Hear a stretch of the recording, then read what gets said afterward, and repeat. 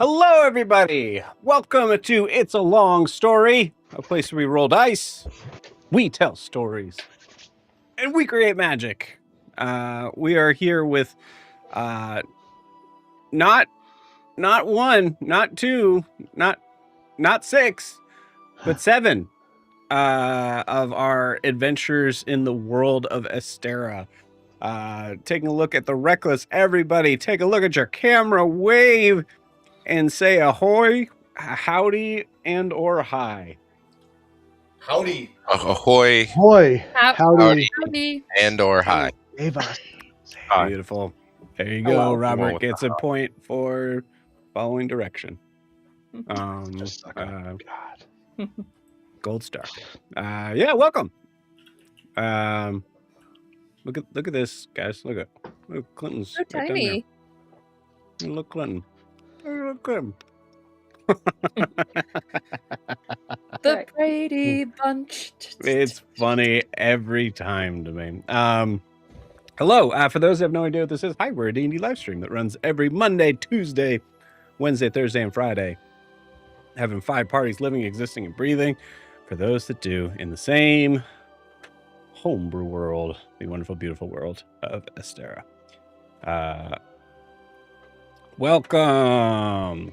Announcements. This is it. That's it. That's all I'm going to say. All right. Who's doing recap? No. Do it. This is it. This is our last session of the Wreckless of the year. Unless you don't, subscribe to the Gregorian calendar, I guess. I don't know. Maybe that's the, I guess there's that. Nav, do they do that? No?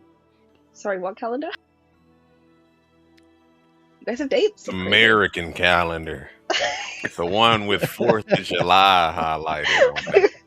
Highlighted in red, white, and blue. Exactly.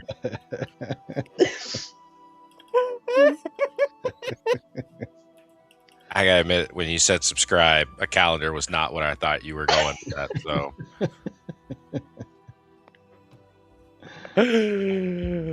America. Cool. Yeah. Hell yeah. What were we talking about? Yeah. This is it. This is the last session of the year. Is what I was trying to say. So we'll be having a little bit of a break from the 22nd on through the 31st. But we will miss you all. Or I will. I'm not going to speak for them. Honestly, I'm going to let them be complacent in their silence. But I will miss you. Also, so the only other announcement is for our Brasslight campaign, our Thursday campaign. We are still not fully settled on a player just yet. So if you are interested in joining in our Thursday steampunk campaign in the Wild Wild West, Political thriller. East, political thriller with cities and guns and Robots. and robots. Or Car could just leave Zed behind. Car could just leave Zed behind. Zed becomes the Or- BTG of Brasslight. Yeah.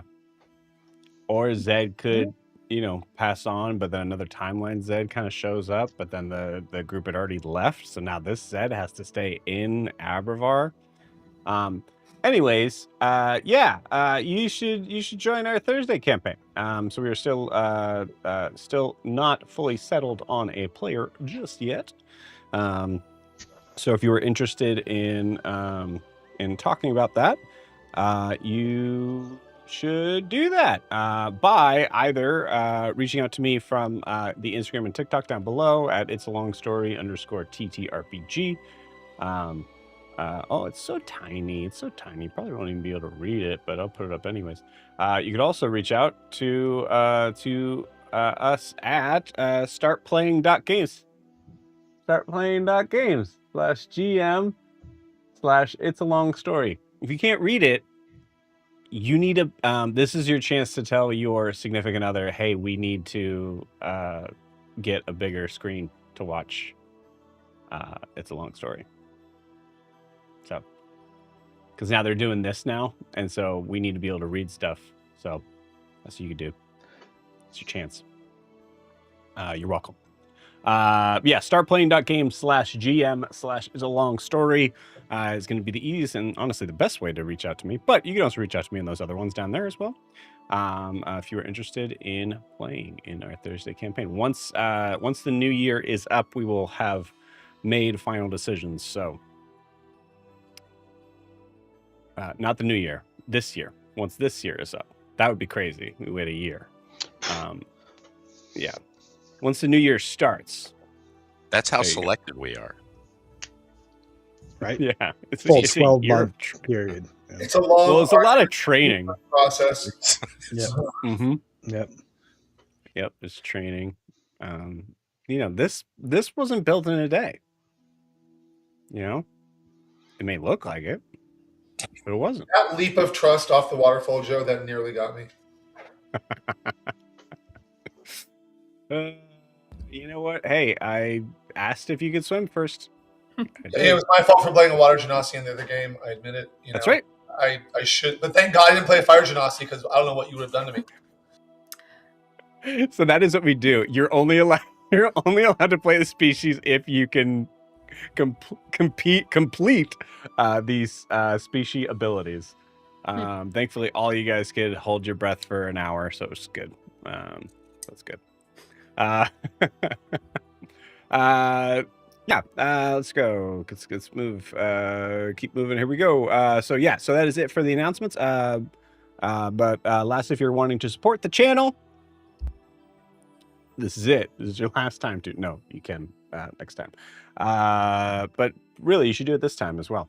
You can do so by liking and subscribing where you're watching, whether that is on YouTube or Twitch. You can also check out, as I mentioned before, that Instagram and TikTok down below, right down there. Thank you, Drew. At It's a Long Story _TTRPG. Lastly, this is a live stream, so feel free to jump in and say hi. If you wanted to say hi, if you say something cool and interesting or whatever, I might block out Drew's face down there by having that thing pop up. You never know. So yeah, that is it. I love you guys. I'm very, very happy to be ending this year with you all and with all your characters and with nothing going wrong with any of those characters. I hate it. There it is. There it is. Not even my main character, so I'm good. Mm-hmm. That's true. Yeah. This would be a pretty crazy way for me to. Yeah. It would be crazy for me to end Alistair in the Wreckless. God. I've honestly been stressing because, what if it's my fault? How do I explain it to everyone? Oh boy. Yeah. Cool. Ogre already died once this year. You're totally fine.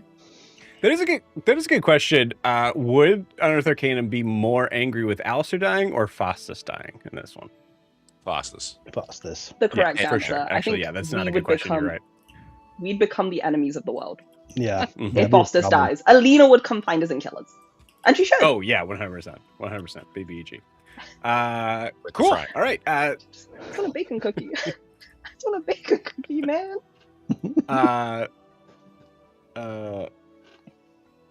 Oh, my mind just went running into a full Alina artificer, but she's a chef.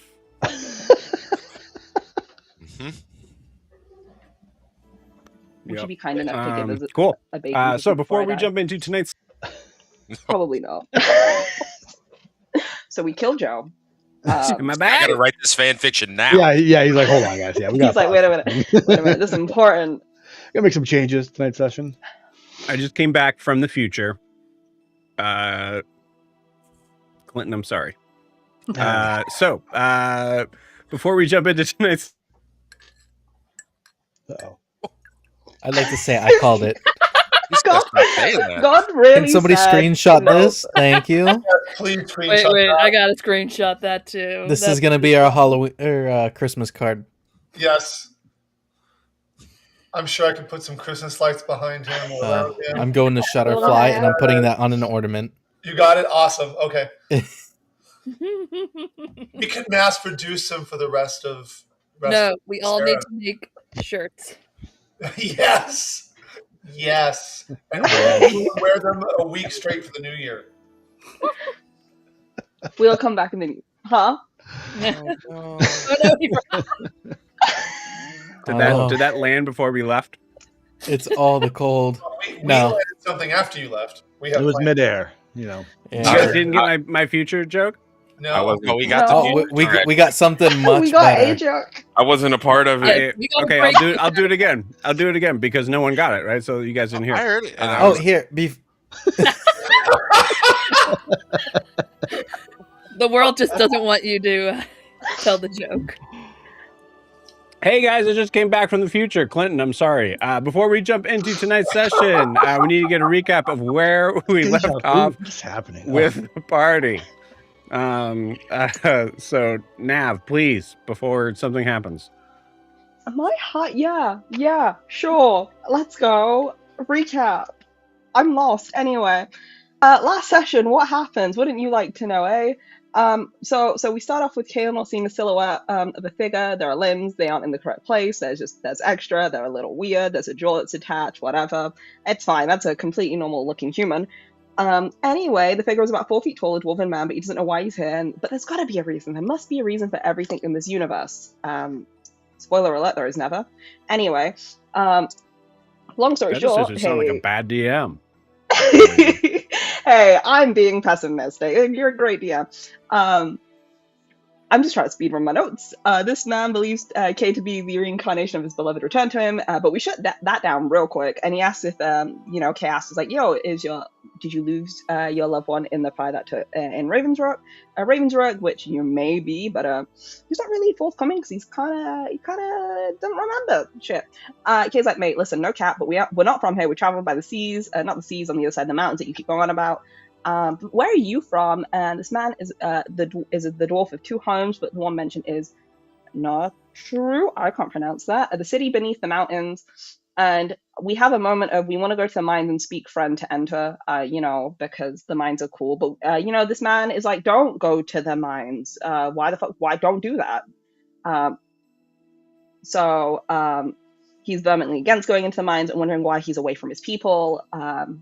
Turns out they might have blamed him for something and sent him away. He speaks about a sickness and madness that's crept through the ground, and his people, I assume, blamed him. And then suddenly we genre hop to Chucky as his body twists like a horror movie as Riaris approaches. The man notices this and comments on the weaponry that Riaris is carrying and tells him to drop him. So Riaris, being the good person he is, stashes them away. And Talia, our ever-loving spirit guide, doesn't know the cryptid ghost man, but says, he's not entirely dead, and it's a little creepy. And, her advice, leave, get the hell out of Dodge. And the girl ain't wrong. This figure seems to be repeating parts of the conversation, asking things that we're unsure of, as he speaks of what's happening. He speaks of there was no reclamation, it was freedom. And it seems that this ghost is having many conversations, not just with us, but many spirits, as we are in spooky spirit forest land. He says that he's searching for something, but Riar seemingly has pissed him off as he approaches us both and making inferences again to things he's already forgotten. And what's the best thing to do to a man when he is confused? It is to gaslight and manipulate them, which is precisely what happens, and then he leaves. And we head back, we find Ilian, who is like, oh, did Alyssa go with you? And, there's a semi-freak out, but everything's fine. Turns out Alyssa is asleep and says to us, any luck, as we were, kind of both were outside in the forest. Seems that Riar's pissed off the very strong primordial being inside Alyssa, and Kay was a victim of that little pissing contest. But essentially, we were punked by a 10-year-old, which, fair play, I respect the hustle. Meanwhile, Zed and Car, Flinch has accidentally killed Zed. Oops. Car's on the roof of the garage and hears Flinch calling for him, and sees Zed fully passed out. Zed is losing a lot more blood than initially thought, and Car casts Cure Wounds as 3 spiritual Zeds kind of float around and then go back into him. Safety tips for your sea elf: always remember to put the fish back into the water as he needs hydration, but not a river just made of pure salt. He needs actual water as he is kind of loosey-goosey. Anyway, they do a take to put this mechanical finger into Zed's hand, and as Zed thinks about a chunk of meat that he found under the bed that he never ate, and then Flint shoves something into his nerve ending. which is wonderful. Because Zed can only feels the pain, but can feel his feet, not his hand. So we think that's good. I don't know. None of us are really medical experts. Well, I'm not. And was told to cover his hand when he could go swimming. Because they didn't really think about it being waterproof or water resistant. Because why would Flinch think about that? It's not every day you meet a sea elf. But Car, being the entire brain cell of our party as usual, casts borrow knowledge to figure out how to make make it potentially waterproof, and speaks to some ancestors about, alloys and metals. And Zed is like, I wonder if this new finger will help me punch harder. And Flinch says nothing. Her face says everything, and you can imagine the face. But anyway, they talk a bit about Car. There we go. What are words today? Because Flinch is like, listen, Car doesn't seem to be a dick to anyone but you. What's that about? And logically, Zed has the mindset of a Gen Z, which is like, listen, he'll come talk to me about it. Which, honestly, valid. If you have a problem, come talk to me about it. I'm not going to go chase you about it. And Flinch is like, yeah, I agreed, actually. It makes absolute sense. Don't talk about your problems. Car, meanwhile, is climbing up, sees someone sliding down the steep hill, and they get to the bottom, stick for the landing. This is Car's new friend we found, who was caught spying on them earlier. And Car's like, listen, I might need some help with magic. And a conversation ensues then, because this figure is like, listen, you're not going to beat me up, right? And Carl's like, oh, I didn't invite you here to get you beat up. Who does that? And to answer that question, Carl, a lot of people do. Anyway, they go back to the garage where Lynch and Zed are introduced to this figure whose name is Gallus. And they talk about conspiracy theories. Have you ever heard of Grand Lotler? I hadn't. Meanwhile, in the Samil household, Faustus and Annalena are adopting a new child over dinner, which is Ace. Snaglack is going through the hiccups, and Ace is talking about a cure to get rid of hiccups and an orcish medicine. Ace is getting bacon cookies. How nice and wonderful that must be. It becomes very important, and it's very important for everyone to know this. Faustus is a boy dad. He loves Alistair very much, and it's very adorable. Because he's like, listen, Alistair could figure out teleportation cycles to set up a cookie business all over Astera, because everyone needs to have Alina's bacon cookies. And honestly, yeah, that is true. Ace and Faustus have a talk. They speak of Ogre, who's in jail for thievery, magical malpractice, assaulting the law, the usual run of the mill of being in the city, which, let's be real, not usually what happens, according to Faustus. But and how are we going to get her out? But listen, the police, the city guards, on board to let her go. Nothing suspicious there. But in return, they have to escort this priest dude. Which Faustus is like, listen, either if I could just trust you all, seeing, you see what I'm leaving behind, right? Which is a stable, loving family. Which, honestly, yeah, man. Do you really want to go? It's like, come on. Anyway, Ace's demeanor shifts, and he's like, listen, I don't care about the machinations of this town. I just want to go back home with my friend. So if you get us to the portal that's inside the Ludus, we wouldn't have to do all of this, and you could stay home with Alina and live happily. And Foster's like, yeah, no, I am not stepping foot in the Ludus. I can get you through a cave, but I need to make sure I get back safe. And you won't cause issues. And Ace is like, listen, Pinky promised, no issues caused. There's a little chit chat about the Isles, and Ace tells him about he was soul searching, and everything has been indeed very new and very strange in the last 24 hours. But a good night's sleep is needed to walk, which record scratch. Sorry, walking. Ace is like, wait, we're not hire a carriage, not gonna relax. Okay, we could charter a griffin. No. But Faustus is a man of the land and man of the people, and is like, hard work is needed for a lot of things. Anyway, they head up to Alice's room since the H incident, and I wonder who that was. And then I had the realization of like Huxley, and then it was confirmed later it was Huxley. I don't know, but this person, as someone jealous, a great builder, Faustus kind of, I think, misses him. Might have been Huxley. I think it's Huxley. Anyway, there's a comment that Faustus can't see magic, not a figure of speech, and Ace checks the room. Also is like, hey, for someone who isn't big on magic being done in the house, the Samil household has a lot of magic in it. Yeah, they like hard work, and see those who magic away their problem, even for the mundane, can be a little lazy. And I can already hear the vacuum at 7 a.m. on a Saturday morning when I'm trying to get a lie in. So yeah, that's the kind of household they are, and we appreciate them. Once again, important to reiterate, Faustus is a boy dad, as even despite his interesting relationship with magic, he has fun building and having a good time with Alice and a great relationship with his son. And he asks about Ace's upbringing, and realizes that, magic was maybe used as a weapon, and, being forced to learn it, as magic is sharper than any blade that can be concealed. Kind of sad, man. Kind of militant in its structure. And we got our first dad hug, and Horace turns away, maybe a little misty-eyed. And Alina comes back up, also a little teary-eyed with bacon cookies, and rushes back down to grab some drinks. Anyway, Alistair's bedroom door opens, and it's literally a wizard's dream. How wonderful. It must be nice. Anyway, back in the creepy-ass forest, Carrie Aris decide maybe what the next plans are, and have a somewhat argument. It's kind of, really, is it an argument? Is it just a discussion? Who knows? We're all tired at this point. It was an argument. Riaris talks to Talia and is crashing out the tiniest bit, to the point where he asks, why is fire hot? And Talia's great and is like, listen, you could have done worse, Nate. And with some great advice, she lightens the mood by making a joke of possession, which has happened before. And Riaris is like, listen, you can't joke about that because it has happened. I don't know if you're telling a joke or what's going on here. Please help me. Kay, meanwhile, goes to Ilian and asks for some herbs. And, they talk, and it's very fun and awkward. And she also gets some advice, which ends up in a very awkward hug, and they go enjoy some burnt rabbit stew. And meanwhile, in Abravar, the conversation about conspiracy theories is still happening. And Carl walks over to his new friend to ask how one would set up magical transport. And he's informed that he needs Diminuum, a shade of color that rhymes with you. A mineral, a source of fueling power, which is self-regenerating. The issue is needing the destination on the other side. Carl just needs to know the focus of it, and maybe that will help. And maybe with the help of Ophelia Hargreaves, name drop, and specifically the ancestors, if we can't get to Ophelia, maybe Carl can talk to them, and the ruins could maybe help. But, they left in a hurry. Apparently, the White Water Sanctuary is ruined. Maybe a guy murdered his family there. Who knows? But, there's also valuable stuff there. Maybe they can trade it for knowledge. Issue is the ancestors are buried in the farmland.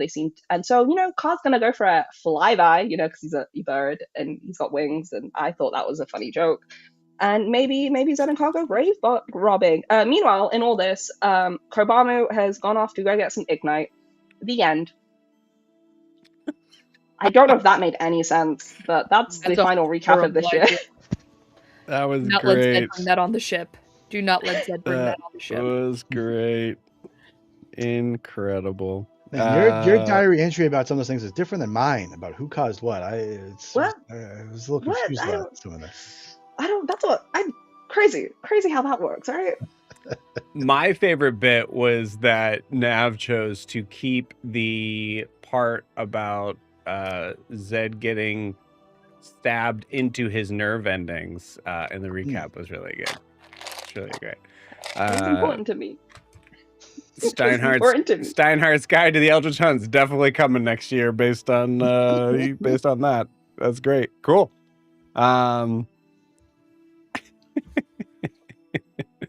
That's awesome. Cool. Nav, please take that point of inspiration. Very well deserved. Anything else to add, friends? Yeah, I've been meaning to bring this mug so many times that my wife bought me. It is a stat block. I don't know if you can see it. I'll have to post it, but it says, come on, it says dad, and then it has a bunch of stats. I'll read off some of the abilities, like aura of protection, dad joke that causes psychic damage, bonus action, reaction shield when a creature makes attack against a member's family, dad grants +2 AC. Give that stat sheet to Foster. Pretty good. Foster's. Foster. Yeah.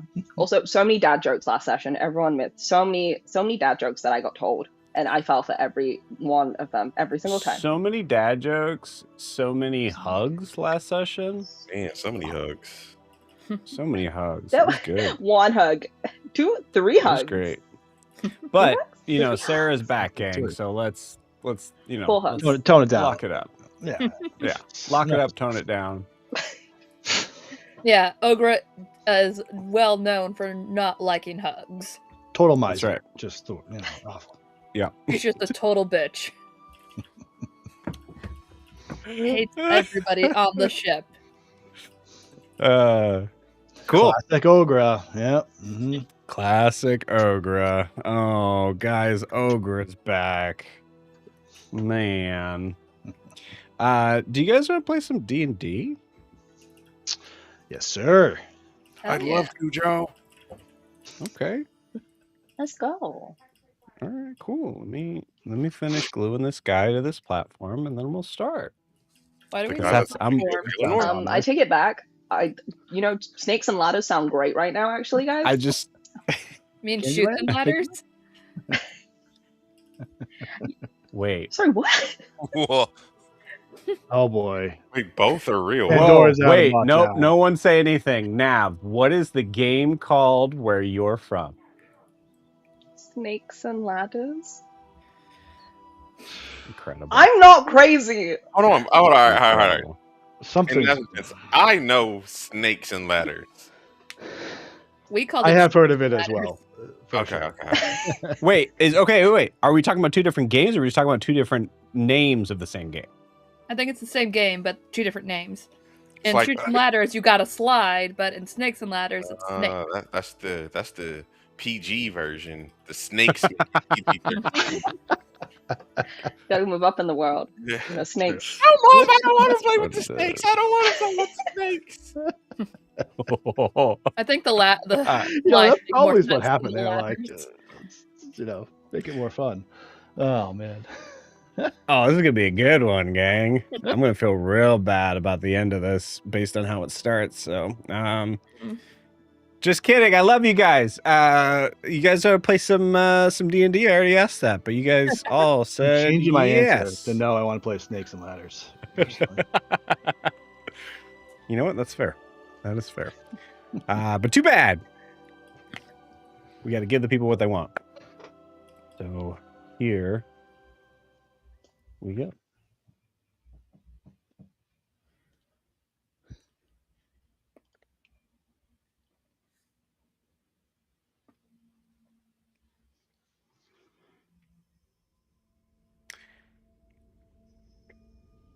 It is evening.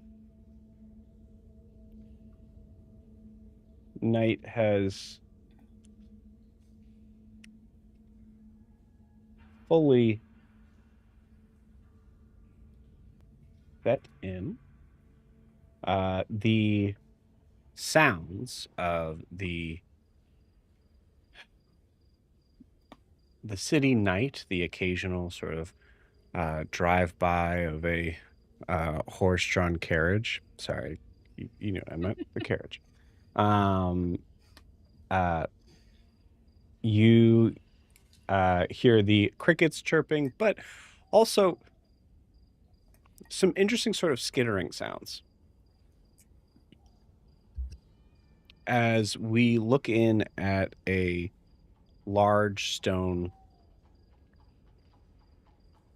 wall, the windows that are here having heavy iron bars on them. And we zoom in to see a figure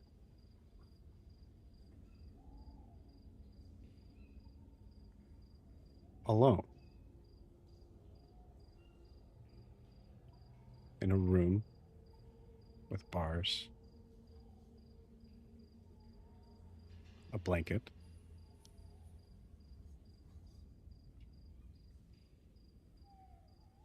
and a broken down wooden bed. Ogre,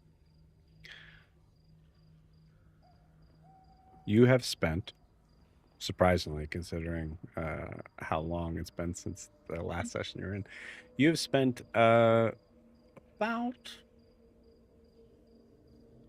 9 hours in here.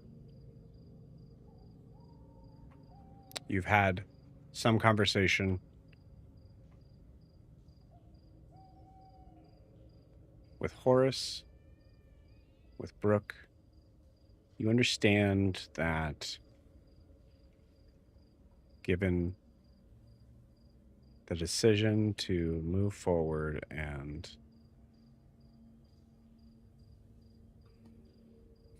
help this random figure out, this figure that was not very clear to you on who it was, besides a priest.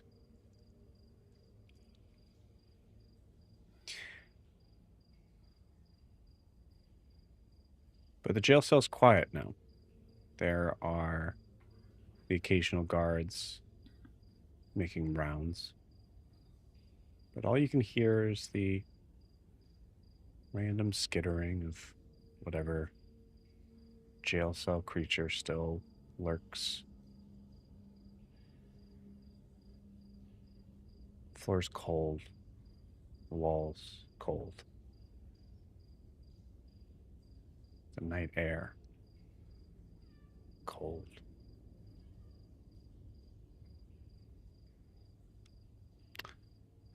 Where do we see Ogre in this moment? Or how do we see Ogre in this moment? Ogre's probably just leaning against the wall and staring out the window. Still not understanding. So, magic is illegal without permission, but if Ogre used magic to save someone, would Ogre still be arrested? Like, she's just pondering this whole society of like this area. Like, you can't use magic, like, but also she's like, Ogre wouldn't never think. Pause for a second, Sarah. Sorry, you didn't want to cut you up. Go ahead. Probably also thinking she never thought she would miss the boat this much, and she misses her friends. Mm-hmm. And she's just tapping on her little thimble tusk, trying to like rest so she could send a message. Waiting for it to recharge. Okay. Ironically, you have not had a ton of things to do here. It's not a big area. And I would say as you're kind of tapping on your tooth here, I think, go ahead and give me a... give me an intelligence saving throw. You're mean asking Ogre for that. Hey, Sarah, welcome back. Roll me an intelligence saving throw. Okay, not that bad, but -3, it's going to be a 12. Actually, no. I thought that was a 15. That is a 12. So, 9. 9.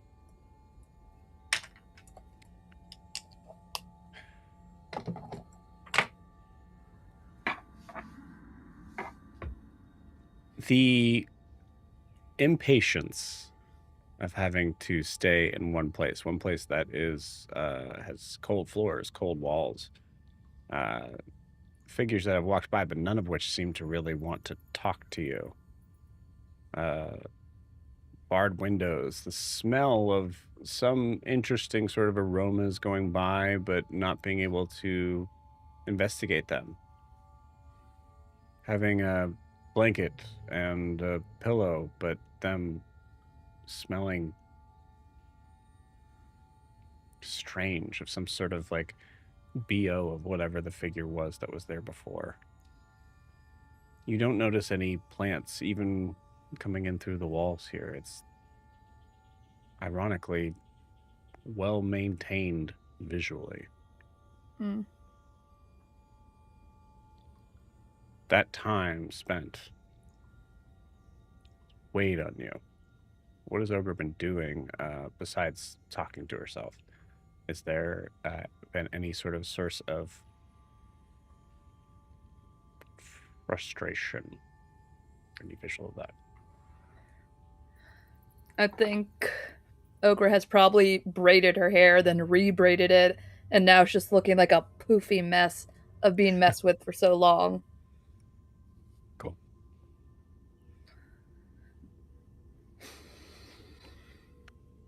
Give me a perception check.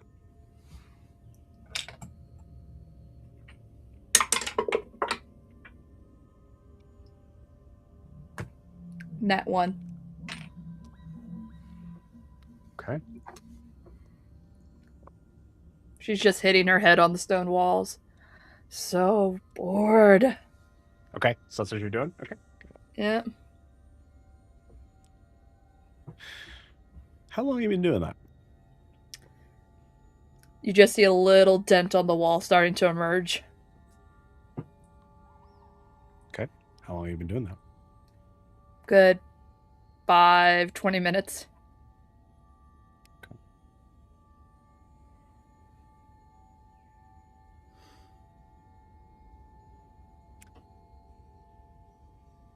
Let me say, give me your perception check with being a nat 1. Yeah.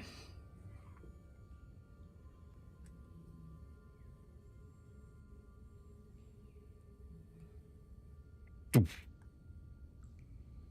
gotta be something to do here other than this. If I could only...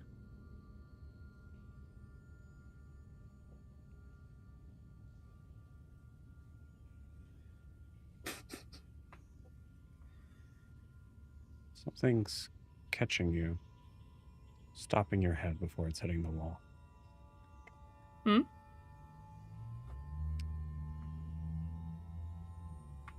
She looks to investigate. Didn't see anything. Feel around. Starts all around the cell like someone invisible. Okay, yeah. Yeah, reaching around, like kind of like feeling around for someone invisible. There's no sign. You don't feel any sort of presence of anyone in this room. Go ahead and give me an Arcana check.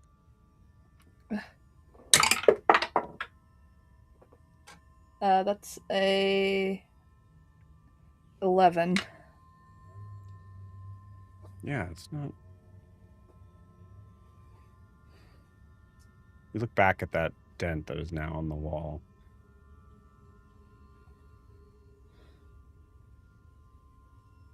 A thought crosses your mind of like, did the wall want me to stop?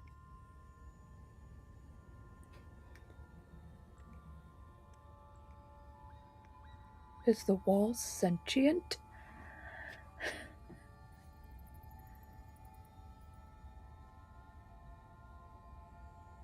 Ogre just like puts her hand where the hole is. Mhm. Still the same, and then she starts.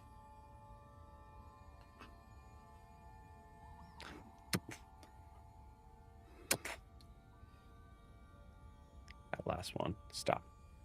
Grab. Nothing there. If this is some kind of joke, Ogre doesn't like it.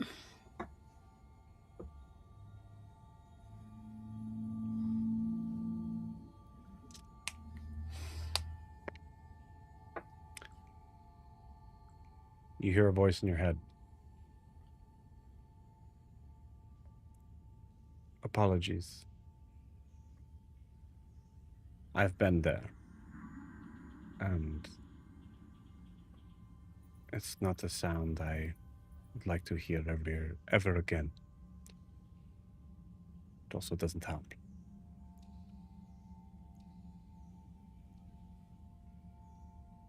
Who's this?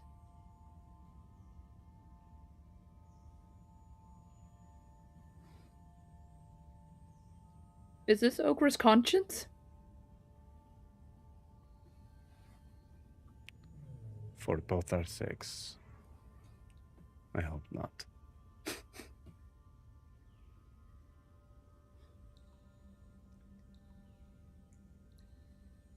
You will find that soon enough. But you should rest now.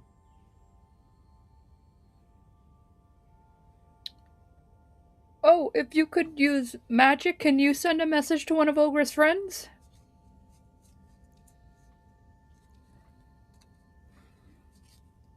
No.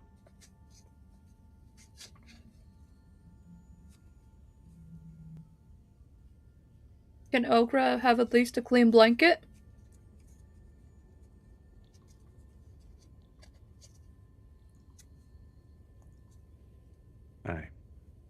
That I can do.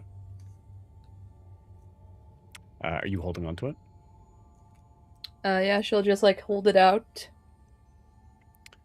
You feel it slip from your fingers, fan out.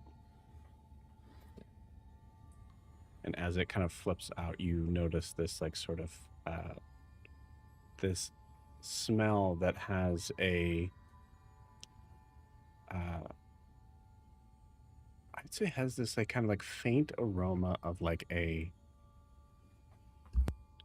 reminds you of actually it wouldn't remind you of anything, but it would give this scent that seems close.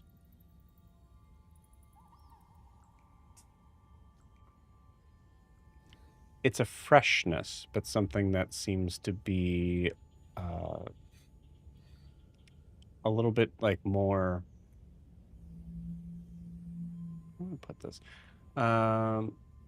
Not stinging to the nostrils, but like a sense of like Very wakes you up a different. little bit. Yeah, compared to like the gel cell, it is like, oh, that's nice. Yeah. Above board, it like kind of like reminds you of like this like sort of like mountain stream sort of smell. Okay, fresh water kind of thing. Very alien to Ogre. Yeah, Ogre's just like, thank you, voice in Ogre's head, person.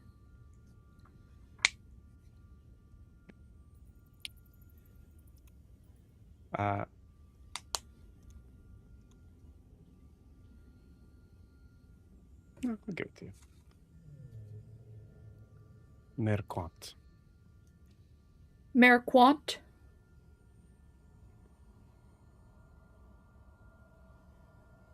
Good night, Ogre. Well, good night, Merquant. Ogre hopes to see you in person Soon.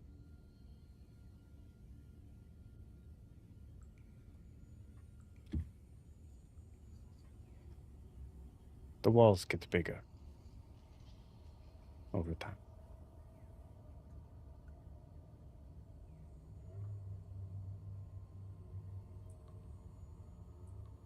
And you get this feeling, Ogre, of conversation that has now ended.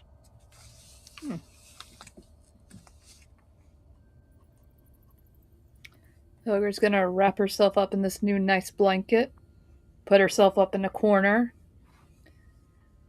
and try to sleep. Mm-hmm. And she's like thinking, Ogre hopes Horace, or Mr. Ace, is having a decent sleep. Gods only know what type of horrible conditions he's sleeping in.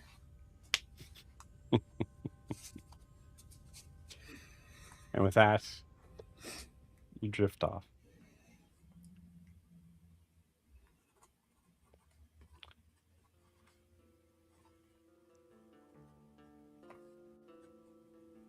We move through the window. We see the dark air, cobblestone street,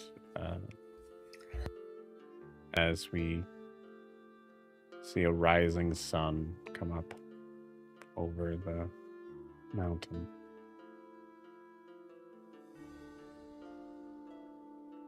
We zoom over to another area of Eriskar, where a very well-rested, assumedly, Horace is sleeping. As Horace awakes, Clinton, could you please describe what Alistair's room looks like? Yeah. There is a full sun blasting through a large round window at the end of the room. The bed you are in is layered with homemade quilts and everything that you would imagine like a rustic bed would entail. A very finely carved bed frame. In stark contrast, the entire rest of the room is obscenely clinical. Every line, every edge, every shelf has a reason to maximize the space in the room. You see books along one wall on a bookshelf. Some are obviously very old and have been patched, probably with the kit that you see a little bit farther down that helps seal the leather on the bindings. You see bits of fleece and a copper wire and a vial that has just a round ball wrapped in a clear wrap that looks like it's probably bat guano. In the middle of the room, a large circular desk of a beautiful oak wood, polished and shined to almost see your reflection in it, and sectioned off in eighths around the desk. You see different tools, different vials, different instruments, each in their own place, meticulously lined and oriented the way they need to be to work as efficiently as possible. When you entered the room last night, your magic or detect magic spell was still up, and you either had to endure several more minutes of just blasting energy coming from all over the room, coming from little bits of arcane writings on the walls that intentionally flood the room with a magical glow. You don't see individual things. Everything just blurred into one light in the entire room. Now that that vision's gone, you can actually see all of the different aspects of someone who is very meticulously organized. Everything has a place. Everything was handmade either by Alistair or his father in this room. And you are certain you could spend the entire day and not find every hidden compartment that exists.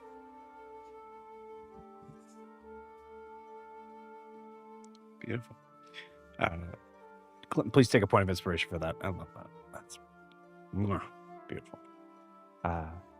Yeah, Horace, you awaken. One thing you would definitely notice, Horace, is the quilts, while being homemade, also are definitely thicker than what you're used to. Which makes sense because is there like a draft in here or something? It's just strangely cold.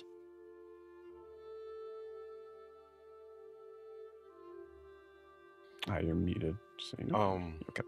Yeah. I imagine Horace wakes up, sort of jumps out of his sleep, clutching the obsidian dagger.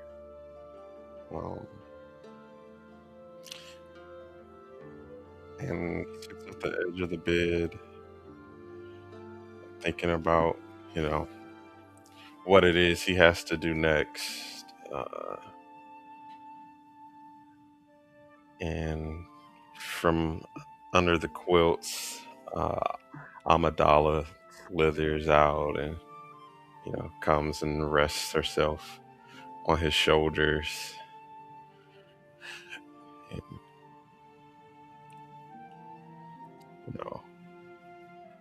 after a night of rest, he's ready to investigate, his surroundings, and I think he takes notice of how neat everything is, and so he sets the kind of just places the dagger on the wooden desk and takes some books out, flips through them, and puts them back in the right spot, but not as neatly as it was before. He kind of picks up the magical components, rubs them in his hand, tests the quality of them. Just gives a little, I guess, it'll do. He's much more attuned to casting through an arcane focus. You can't imagine carrying around, lint and strings and poop in his pockets in order to do magic. Then, as he's standing there in the window, I imagine it's from the orientation I gather, it's like at the foot of the bed. he raises a hand and starts to make the bed with the magic hand, and then sort of rolls his eyes and like, fine, guess I'll just do it this way. And he goes and he makes a bed as best as he knows how. Mm-hmm. He's not a bed maker, but he pulls the quilts up and tries to set them down as neatly as possible. And then he sort of winces and holds his shoulder. Um, then he lowers his sleeve, just or lowers the collar of his shirt, just off his shoulder, and it shows a horrific scar that the wound isn't red or tinted in a natural shade. It's much darker, almost black, and seems to be spreading out from that spot. And he focuses for a little bit and uses his stasis magic in order to not heal it, but sort of stifle it in the state that it is at the moment, so that it doesn't spread further. And then quickly pulls his shirt back over the wound and gets ready for the day. I think he sort of sits there like listening for sounds of activity. You don't want to be the first one up at a sleepover, so he's kind of like listening to see if anyone else is up downstairs. Okay. Go ahead and give me a perception check. A big old 6. 6. Okay. It's hard to hear any sort of sign of anything outside this room. A couple of different reasons. One, there is this strange device that is sitting high on a bookshelf that seems to be sort of out of the way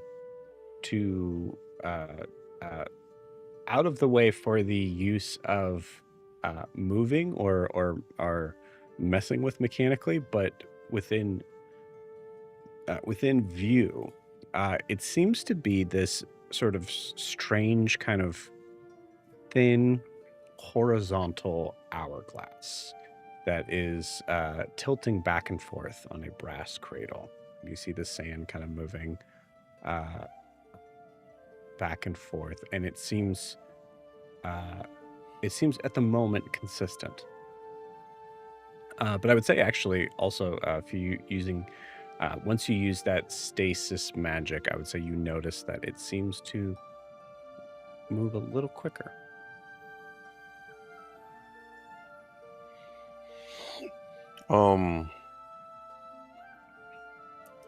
I walk over to it and I like raise a hand to see if it reacts. And then It seems to be slowing down a little bit. Then I prepare a spell forecasting to see if it reacts to me channeling any arcane energy near it.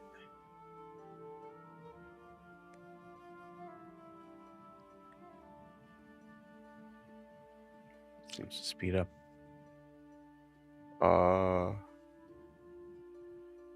I am going to spend a minute to cast Identify on it. Okay. Interesting. Spending your Identify, you determine one clear thing that I would say is like as your eyes are kind of like kind of connecting and sort of reacting to the morning sun. seems to kind of start to spread into the awareness of a lot of things, most likely in this room, of none of these are, none of the items in this room seem to be from somewhere else. Everything is made by hand from most likely the person that usually sleeps in this bed and his father. The hourglass, you determine, has a very interesting sort of charm to it.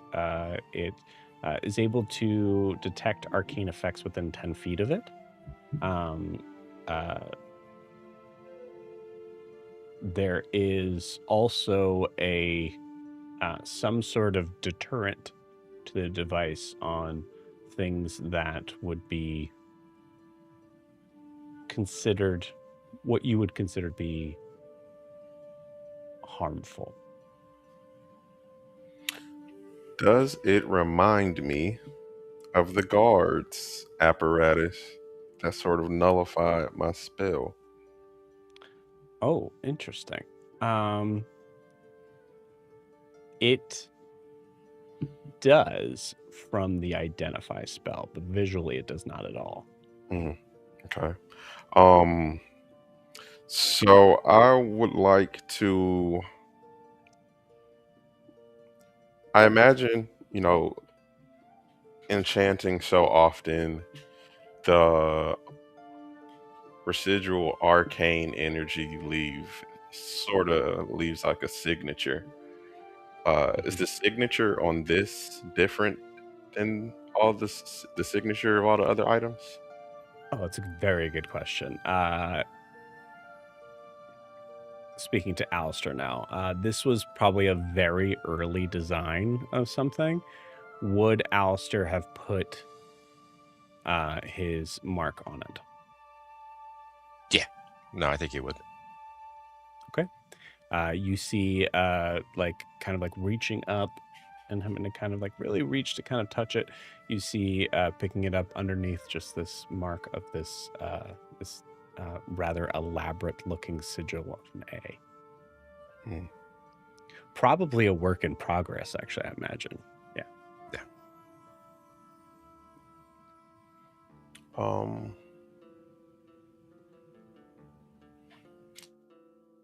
I think,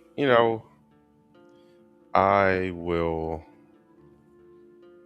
take it knowing like what I think it's used for in order to ask Faustus more about it. Because they, he spoke of using magic more of as a tool. Why would they need, some sort of ward to protect from what in my head, would be magic used for combat? Yeah. So yeah, I'll grab it and fidget around with it. I think something that may answer that question is something else that you do see on the desk. A small, what looks to be like a small glass container with a strange sort of like pipe fitting that comes to a point. Actually, not to a point, but like a strip, that's about the size for like you to be able to like to put your lips on. Looks like some sort of inhaler. I think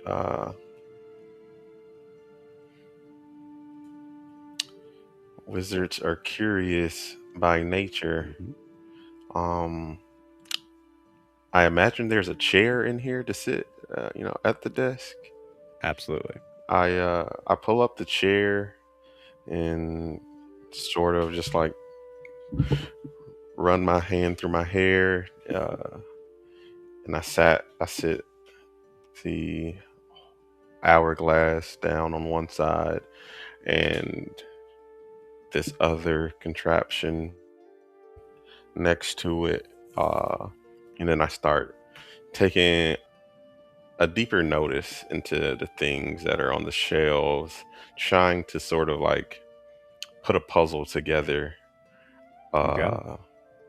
or a Yeah, give me an timeline investigation of check. like, all right.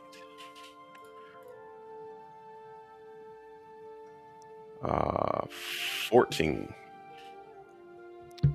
14. Okay. With a 14, you see a couple things. Looking around and on the desk itself, there is not a lot of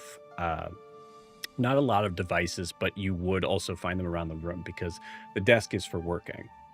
And anything that would be presented as something that is not going to be necessary for things to be done at the desk wouldn't be found at the desk. But there is one thing that you find, this sort of strange sort of brass cylinder that kind of reminds you a little bit of like a almost like a little bit of like a music box cylinder that has markings kind of marked in that seem to be some sort of like calligraphic sort of indentations that has this little sort of lever around the ends about this big.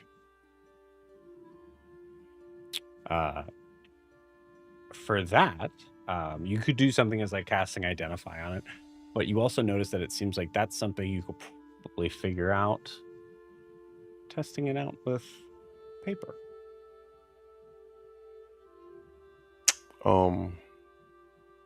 Yeah, I'll rummage through my calligraphy supplies and pull out some monogrammed paper. So there's a lever on it, and you put the paper through and spin the lever. Yep. Okay, yeah, I'll do that then. Okay.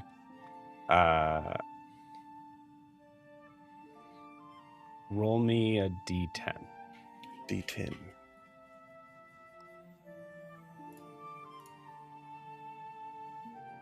A 2. 2.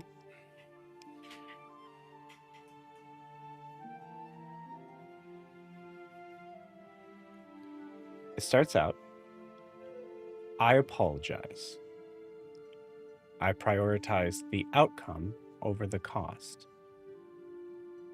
And that's it.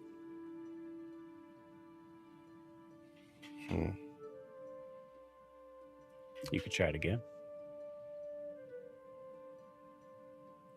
Yeah, I think this time, I take the paper, I like more meticulously, I turn it, sideways so that I can see it going in and coming out. And, with one hand, I'm turning the lever, and the other hand, I'm sort of, ritually casting detect magic so that I can see, like, kind of like a lock picking game from Skyrim, where when you're messing up, it starts to vibrate. I'm like turning it and trying to keep a smooth and steady pace, and noticing like as the magic flares and dims, trying to keep it working the entire time. Okay. Roll me another d10. All right. And I guess I get a little further. That's a 4. Okay. I apologize. I assumed you would recover.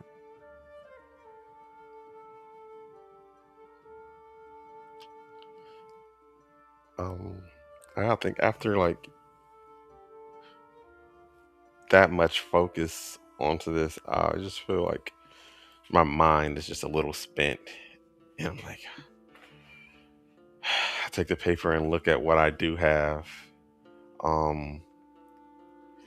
Could you repeat that just so I could type it really quick? Sure. I would say I'll put it this way. It's something that might be able to kind of simplify this a little bit for Horace. How many times did you try it?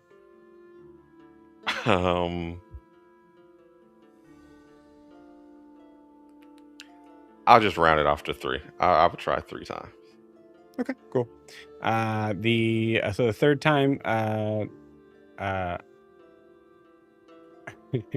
third time, it says, "I apologize, but I treated this as an acceptable loss. As you recognize that this is some sort of Apology generator. automatic apology generator." I got it the 3rd time for real. A very strange device for someone who is who would rather invent something this complex than have to write out an apology. Yeah. I started looking for automatons whose only job is to spread butter. I will say, as you look around, there's one more thing you find. There's a bunch of other things we found, but one other thing of note is what looks to be a very simple compass that you find kind of on a bookshelf. That would be an interesting sort of tool to leave for any sort of adventurer. Except you notice that there's cardinal directions on there, but then there's 2 other needles. One of them's pointing towards you. And the other one is spinning rather naturally. Constant.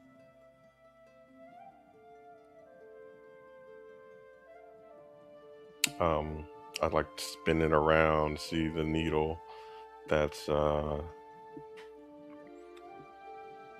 pointed towards me to see if it stays on me. It absolutely stays on you.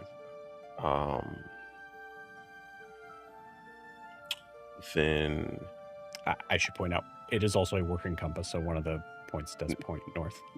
Okay. I sit it down to see if like it still points towards me after I'm not touching it. It does.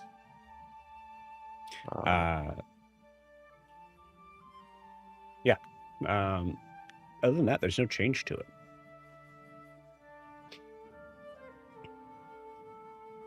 Yeah. I think I'm going to take that one too.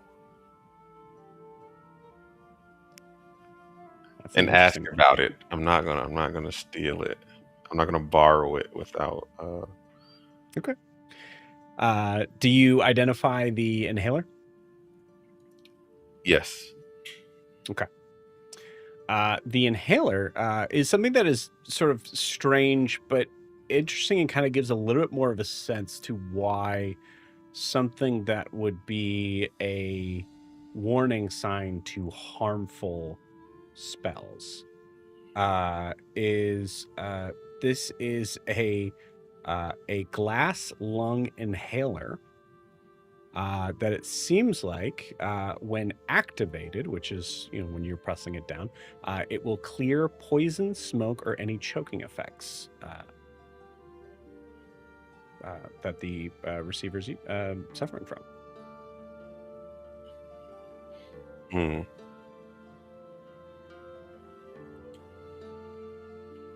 I think my mind, having been sort of sheltered, immediately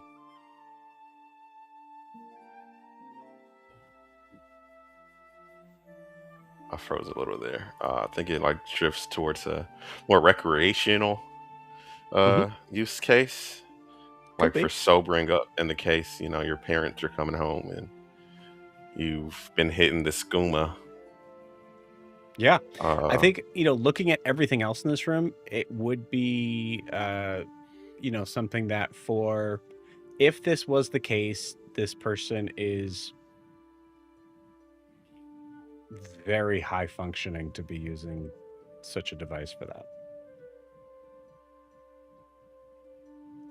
yeah.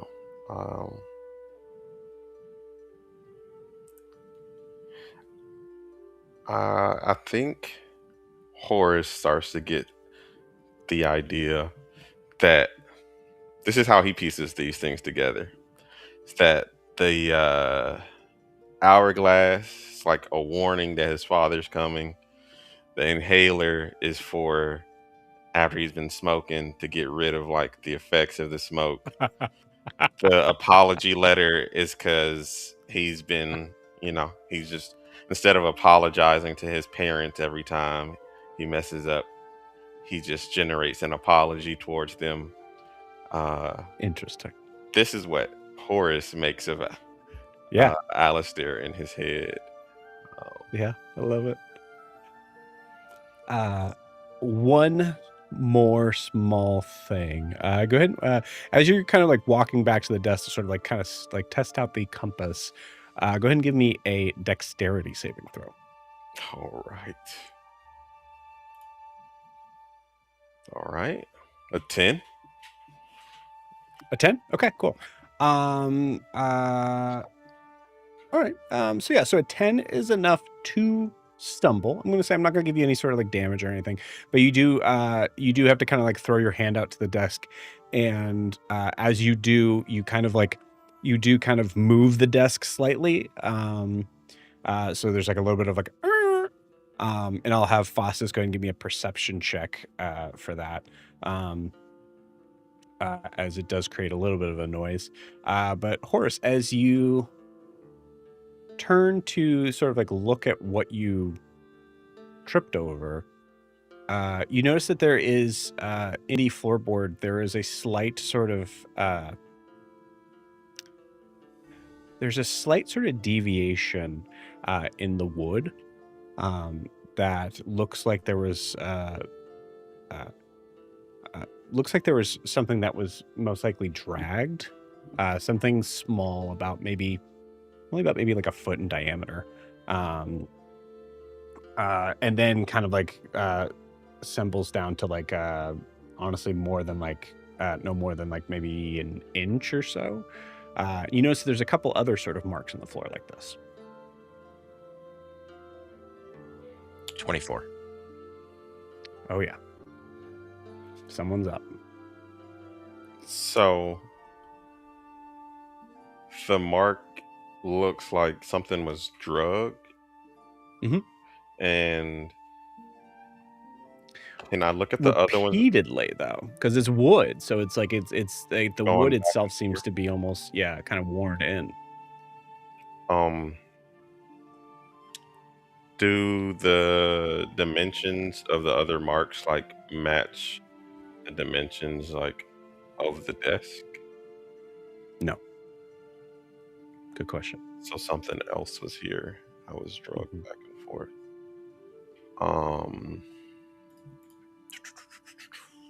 Oh, also go ahead and give me one more perception check. Okay.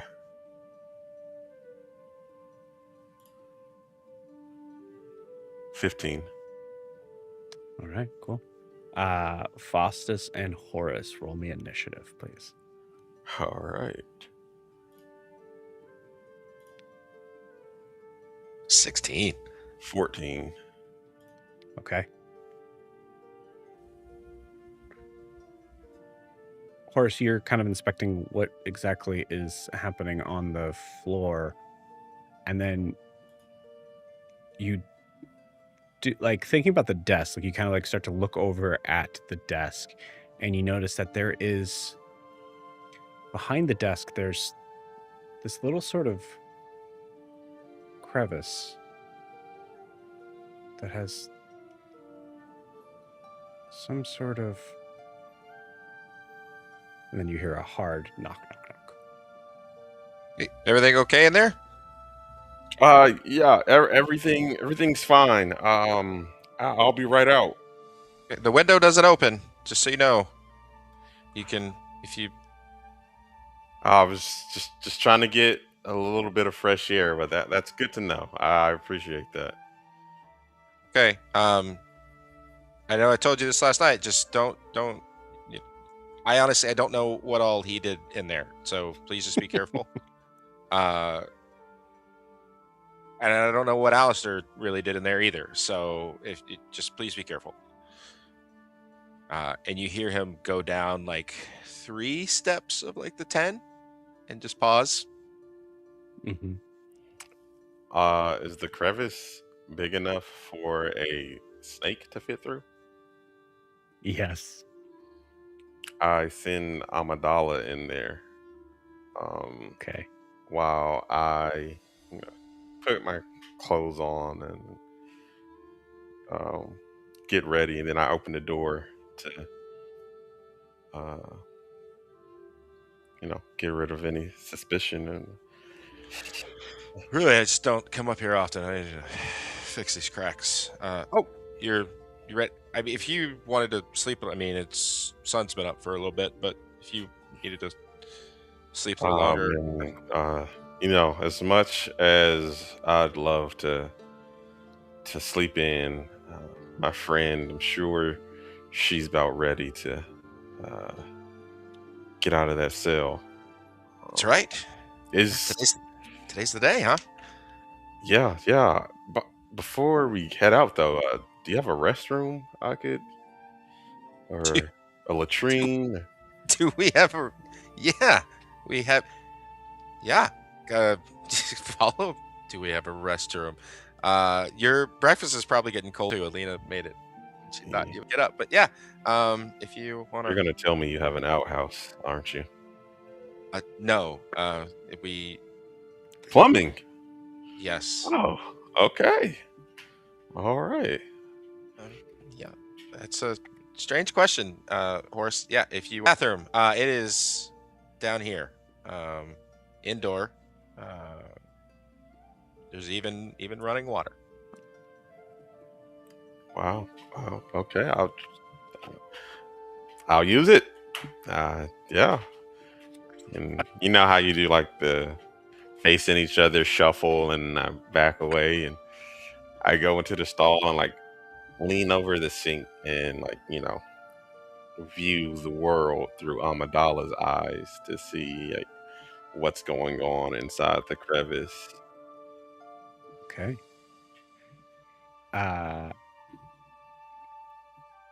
You see a sort of small cubby hole with 6 cylinders that look very similar to the brass cylinders you saw before at the magical apology machine. You also see Amidala, like through her eyes, you see that like her eyes all of a sudden start to kind of face the sort of like ceiling of this cubby hole, as you surmise that she is about to swallow one of them. You took the idea right out of my brain. I was going to ask you, if a snake ingested one, would it be able to fit out of the way it came in? No, but okay, then it's a snake, so it'll figure it out. Okay.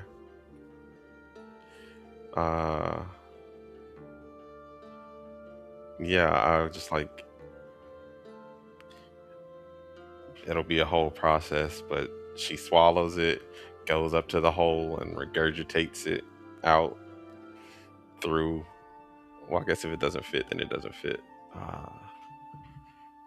Yeah, I'll let her. No. She could swallow it. It's the regurgitating would be hard not to notice. That's the only thing you might want to wait until you're more of a private area. Well, yeah, I meant like it would be a whole process that like she could take yes, care of. but she away. could absolutely swallow. I mean, like, no one's in this room. She could swallow one of them. Yeah, I'll leave her to her business. Okay.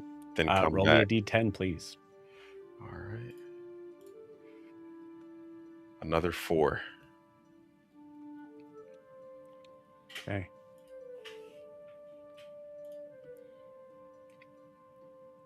Perfect. All righty then.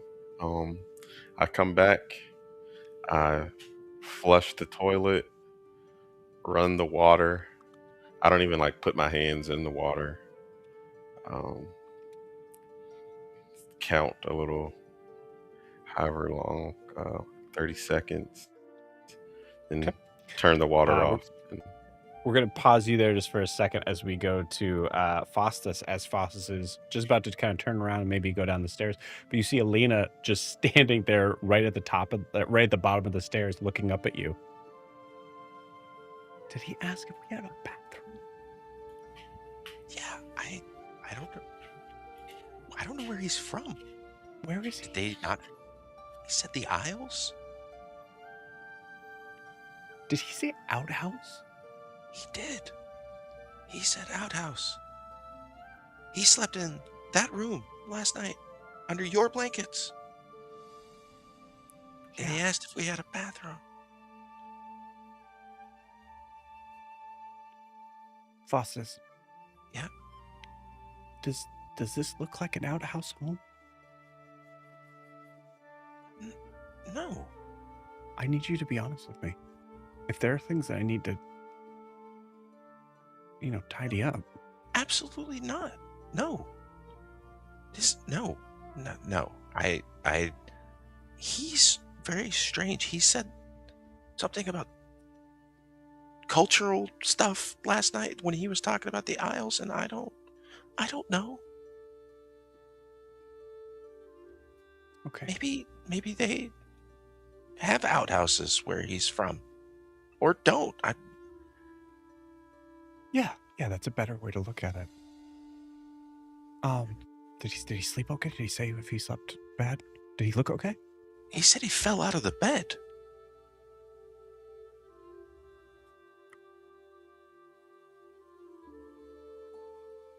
Well, he wouldn't have fallen very far. We specifically made that bed that size just in case, right? Yes, but unless you raised the bed. Fox, did you raise the bed? Why would I raise the... Maybe Huxley raised the bed. I didn't raise the bed. Why would Huxley raise the bed? Why would anyone raise the bed, Alina? Who has that time? If Huxley raised our bed to fit his comforts... Well, he cleaned. Who? Horace? Look, no, Huxley did. He even organized the... I mean, Alistair's not going to be happy with the way he organized them. It's the way I always told Alistair to do it. Use what you're going to use the most closest to you. But he had his own system. But he said he fell out of the bed. Now I felt bad about that. I don't... Honey, maybe he's a restless sleeper. I don't know. If he fell, he didn't fall very far, so... Okay, well, you made that joke. Yeah, you didn't laugh the first time. I thought I'd give it another shot. I mean, you're cute when you're angry. Tom, okay. Are you going to be okay right. while I'm gone? No. Well, okay. Well, that doesn't help. I know. Doesn't change anything, does it? No, it doesn't. Now you wish you laughed at my joke the first time. You see her walk away as Horace opens the door. So, she's like, do I see her leaving? She's no, marked she's right downstairs. She's gone. Yeah. Okay. I walk out and I'm shaking my hands as if I just watched them. And I'm rubbing my hands and I say, you said something about breakfast? Yes, breakfast. It's I come eat. walk in, and the first thing I say to her is, "You have a lovely home, Mrs. Emil. I, Well, your, thank you, Horace. That's very nice of you to say. yeah. The quotes. Did you make those? I did. Which one did you try? Uh, all of them. I couldn't choose. I Roll me a was deception check. No fucking way. All There's the no way a best. guy from the aisles wore all the blankets. Maybe it was really cold. 16. A 16. 16. Okay. I rolled a 14. So she. Oh, okay. Well, that's all right. I'll fold them all up. It'll give me something to do while you two. Oh, don't worry. I took care of it. I made the bed. Oh, And he says it like, sort of like a proud tone. It's like, I think Foss is you're close enough here. He made the bed. Told you. That's very sweet of you. Thank you. You didn't have to do that. No, you all have done more for me in these past few hours, however many hours it's been, than most of the people I've met since I landed on that island. I'm sure that can't be true, but that is very sweet of you. You were meeting and she the just wrong kind of people. stares. She just kind of stares at Horace, like desperately trying to get some sort of sign of that not being true. Oh, it's so true. What's for breakfast? So it is bacon and eggs, and then there is some so Alistair liked to eat carrots in the morning. I don't know, something about his eyesight or what have you. So there's some fresh vegetables there, and then there's some fruit. It is not. I apologize. It is not from our garden. We had to get it from the local market. It's okay. Are any of these foods like not as common where I'm I from? would say probably a lot of the root vegetable sort of stuff would be strange to have in the aisles, I think. Oh, okay. I take, you said carrots, right? Yeah. I take the carrot and I jab it with the fork and sort of cut it the way you would cut a steak, and pick at it and oh, this is sweeter than I expected to be. But yeah, I enjoy the breakfast and Okay. don't call.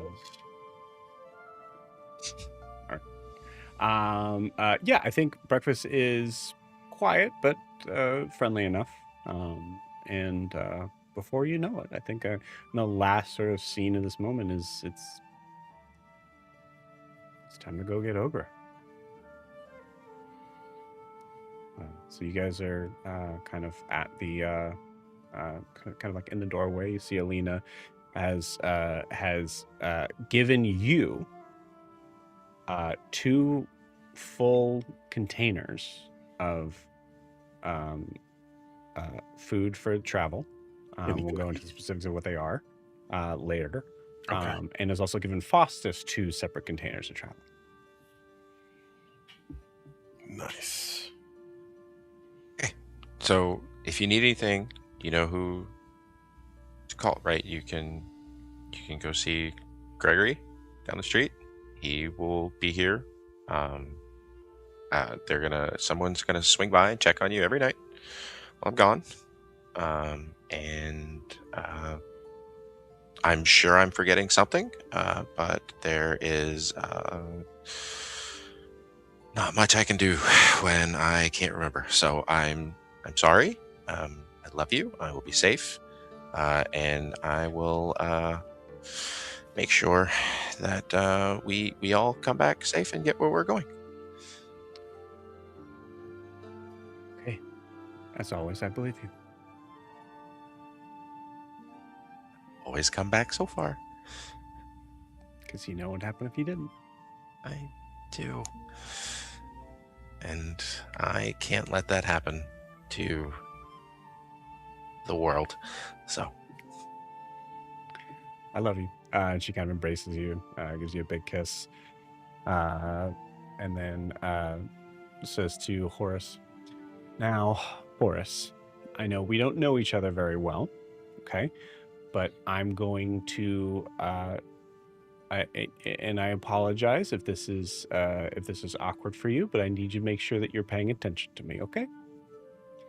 She puts both her hands, she's probably a little shorter than you, puts both her hands to your face. I need you to do two things for me. Oh, yeah, of course. Okay. I need you to bring my husband back safe.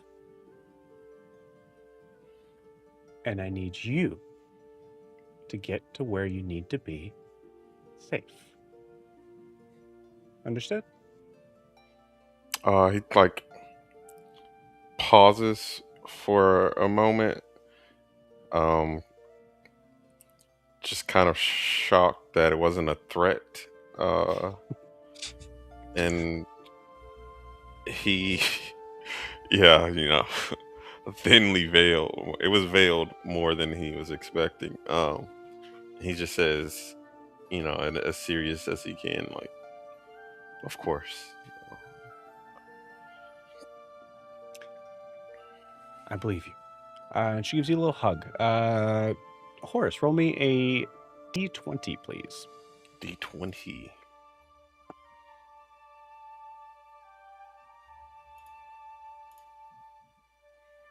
That is a natural 20. Incredible.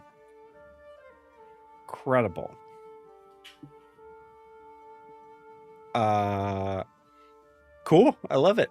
Well, actually, important question. Horace, do you accept the hug? Yeah, I was gonna say I do what my daughter does when people ask her for a hug. She kind of just like leans into them and let them hug her instead of hugging back. And so, I just sort of like, lean with my hands still in my pockets and Okay. accept the embrace.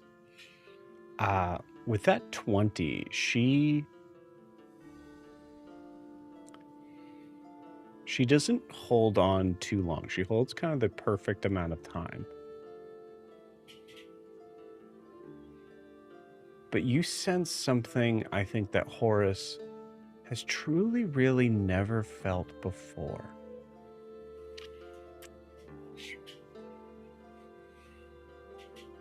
The two things that she asked for. One, the first one, makes a lot of sense. She's a wife. She seems to love her husband. The second one makes a lot of sense to say, but not a lot of sense to mean.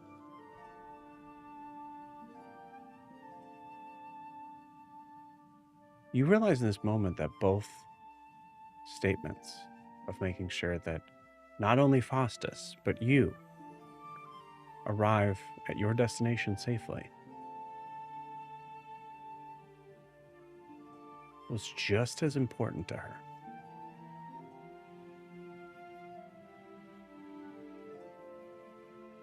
And with that D20 roll,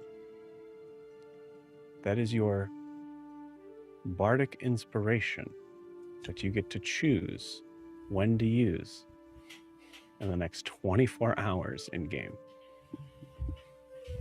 Can't believe you rolled a 20. But that's how much you feel from that hug. Wow. Man. I mean, do I really want to meet Ogre's friends again? Like, these people are And great. this is where we say goodbye to Horace in the campaign, as Horace has now become fully connected with the Samil family. Yes. Bunk beds, buddy.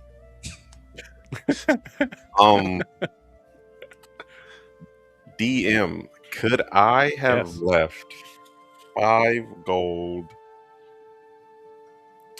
somewhere on my way out, like without I anyone will. noticing? Yeah, I'm gonna say go ahead and give me an investigation check. No, give me an insight check.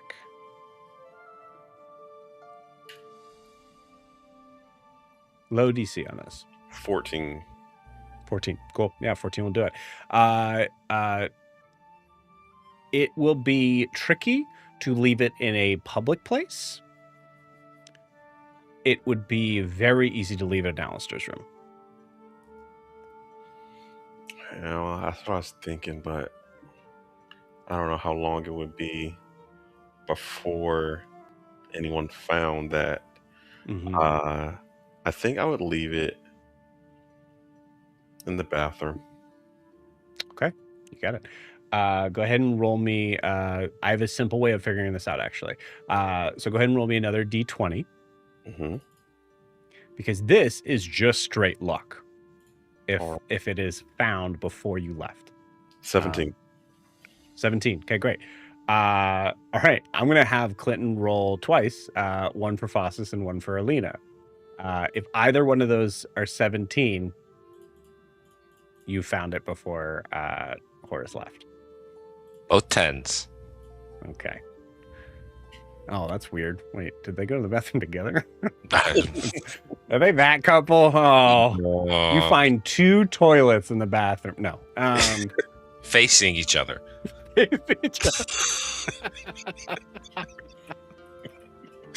And that's why Horace decided to leave. No. Okay. Yeah, you leave 5 gold in the bathroom. All right. Beautiful. Okay. Unless there's anything else. You guys head out the door. Close behind you. As we exit through the gate out of the yard, we take probably 10 or 15 steps, and then Faustus stops, turns around, goes back, grabs the gate, and then you see him flick a little switch or something underneath it, and you'd notice that the gate was kind of like swinging, not sitting right. The minute he does that, it locks in, open, swings, no noise, no problems. Perfect. And he catches back up with you. And with that, we'll pause you guys there.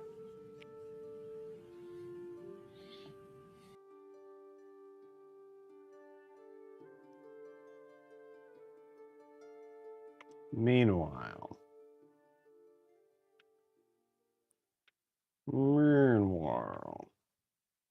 beautiful, guys. Beautiful. Very nice.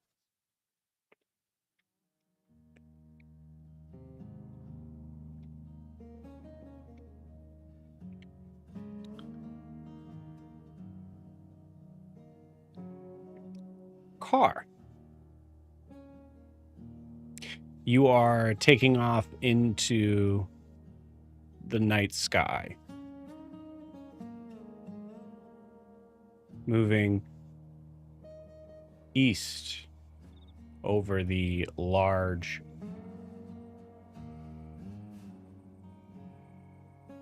at first broken down derelict buildings, and then some that are as tall as any building you've ever seen. You see the city below, all figures that are moving and talking and sharing a culture that you thought you didn't understand people in the Isles. And this is a whole other level. 100%. Gallus is a halfling. Or is he a halfling? No, he's a halfling. I believe he's a halfling. Yeah, he's a halfling. Is he just flying on your back? I don't think I can carry him. So no. Allow it. For the sake of simplicity here. For the sake of simplicity, then Carr will do his best. Yes. Okay, you got He will it. probably begrudgingly be like, all right, sure. He probably thinks of Ogra becoming a horse, letting people ride her, and like, well, why not? Yeah. Give me an athletics check to see how well that's going. Okay. Let me see. A 4. Great. Yeah. It's a fucking struggle. Yeah, that's... It doesn't help that Gallus keeps trying to straighten up to sort of get a view of this city from this angle. I'm probably reaching over my head and just pulling him back down, be like, stop it. Oh, okay. Yeah. All right. Yeah. It's so nice to be this far away from people and seeing them. I know, right? Yeah. Carr completely understands that one. Can I check for something, even though I think I already know the answer, but Carr's just going to give it a shot. He's been leaving secret messages for Varix for so long. He's just going to look at the landscape below him and see, have Aarakocra been here? That the land folk would not have noticed. Okay. No, you just see no sign of any. I thought so, but no. Carr would naturally be like, is there a message down there of like, don't go here? One moment. Hey. Yep. Sorry, my all good. Young big dog was trying to pick up my old small dog by his muzzle.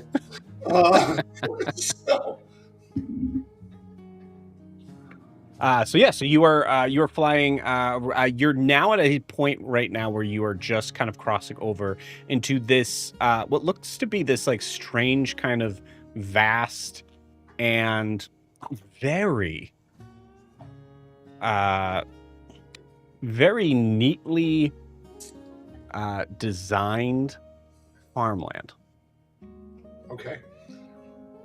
My goal is to not rest or land in the farmland or on their property, but outside the walls that might be more of a public space. As close to where I think the graveyard would be. I do not want to be setting on. I'm not going to perch on top of their great grandfather's gravestone. As much as the image would be nice. Yeah, somewhat difficult to do. So here's what I will say. Okay. Unfortunately, the Hargrave area that you're crossing into, which technically speaking, they don't own all of it. Okay. But you're not entirely sure what they don't own. Okay. So to get even within the range of like 200 feet of this graveyard, you're most likely on their property. I'll try to land somewhere where I won't be seen then. I mean, regardless, Carr will walk over in the ethereal to get to where he needs to go. He doesn't need to be there physically. Right. Yeah. So yes, I think finding you find a very like sort of this is too good to not do. You find this very strange sort of like figure that is standing out in the middle of this cornfield, but not really moving. There is a sense of like Carr does not feel like fear, but there is a sense of like uncomfortability in how still this figure is being. Okay, I think I know what it is, but Carr's probably worried. So Carr will like fly down. Excuse me, are you all right? You see this figure just arms embraced out, like waiting for a hug. Who are you talking to? This man here, or is it a woman? Oh. Oh, sorry, I didn't mean to laugh. What's funny? Is he okay? Is this like a practice you guys do? This is fascinating. Do you think this is a sentient being? No, it's not. I'll get closer and poke at it. I think because it's got to be canon because it's so good. Like, the camera sees a being that is absolutely no way like possibly being sentient, Right. but because of the shape of it, for some reason, Carr is fully convinced this is a real. Yeah. Well, what? Why is it here? What? Why do you do this? It's a oh, okay. It's a scarecrow. I look at him, look back at it, look back at him, and go, "It's not scary," and I'll just walk away. I agree. I think he just does like a double take sort of thing of like just making sure it's not moving. You know what? Do I notice he does that? Yeah. I'll make the head just look at him, just fall and just Fold Jeepers Creepers. Yes. Yeah. And you see him just kind of rush into the rest of the cornfield. And Carr just chuckles and keeps walking. Cool. So go ahead and give me a. Oh, I would say this is a perception check, but also I think maybe for Carr it could also be a religion check.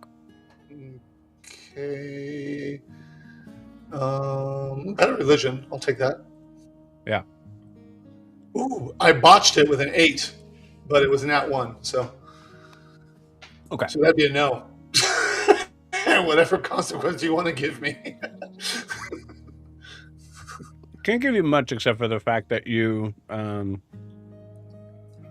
Are you trying to be stealthy here? I am, and I think that after a moment of walking away, Carr is going to rethink that and kind of crouch at the base of the scarecrow, thinking he might be less seen there because there's already something they're expecting to see. Okay. Before you do that, you do touch onto soil that you feel. It's not until you touch it with your feet that you feel a sense of what would be equivalent to Carr as consecrated ground.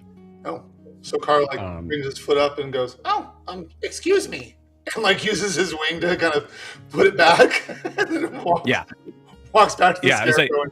You walk back to the scarecrow. Yeah. Yep. Cool. Perches. Go ahead and roll me a stealth check. Okay. God, I'm not playing a Deem. 7. Okay. We haven't played in so long. I think the game is confused which character I'm playing. So. Good to know. Yeah. Okay. You walk back to the scarecrow. Yeah. I think you walk back to the scarecrow and you see Gallus just looking up at it. No. You're not. Are you?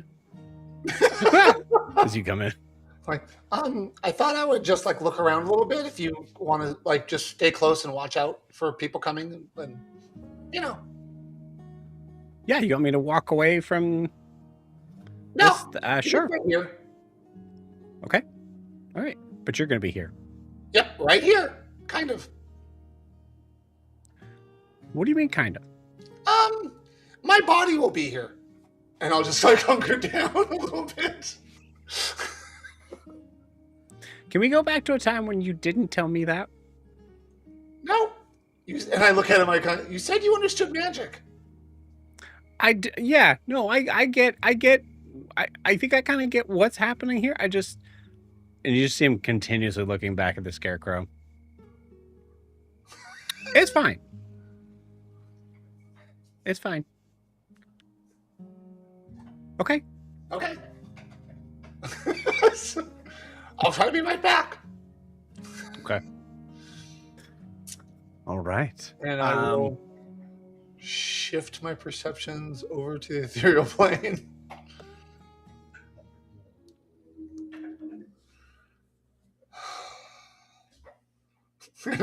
Before you say anything, as I shift in, without saying his name, I direct to Varix, "You better not be watching me."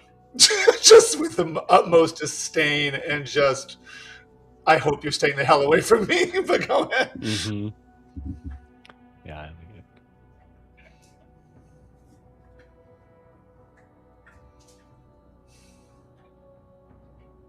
Stepping into the ethereal plane, most areas, especially ones that are natural, vegetation, typical sort of like geographic, like most of the isles looks the same on the ethereal plane, in terms of things that would naturally be there. You are in desert. Even though there's like farms here? Yeah. Okay. No farmland. Okay. No houses. It's eerie. Are there usually houses or structures on the ethereal plane on the isles? You see most of the time. Sometimes you'd see them like a little bit different, like as they're like kind of like going in and out from different sort of moments of when there would have been a structure here in this, like as it's kind of like borrows from this like sort of memory sort of thing. Here, nothing. Or just looks around a bit, like, makes note of it, finds it odd. You also notice that there's,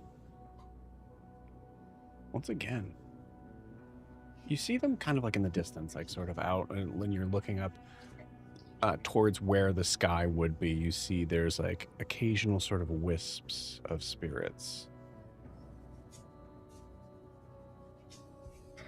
But the ethereal plane in a high population area is typically crowded. Yeah. And from your description, this is not a small city. No, this is many times larger than the city you were at. Okay. But all the spirits I see are away. A lot of them are up, like they're up in the air, which you'd see occasionally, especially with the idea of like how crowded it gets. If you can float, why not take up more airspace? I understand. Yeah, 100%. But and actually, I will say, you had me explain to the point of it being kind of clear at this. Cars, you look up, you notice that there's significantly more people up there. No one wants to be close to the court.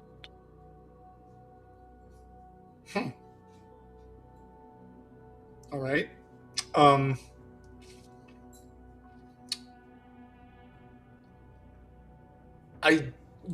not stepping over yet. I look over to where I felt the consecrated ground. Is there any visual on the ethereal that makes it different? There is no, I'd say you see, because it's desert, it'd be tricky, but I'd say you notice, I think in representation, you notice that there's some sort of malformation of dunes, where you see, I'd say about maybe 10 or 12 of those that kind of seem to be of grave size, but no like headstone or anything. Okay. Interesting. Okay, I will go to where the spirits are. Yeah. Cool. I Go wanna ahead be and roll where me. the spirits are. Sorry.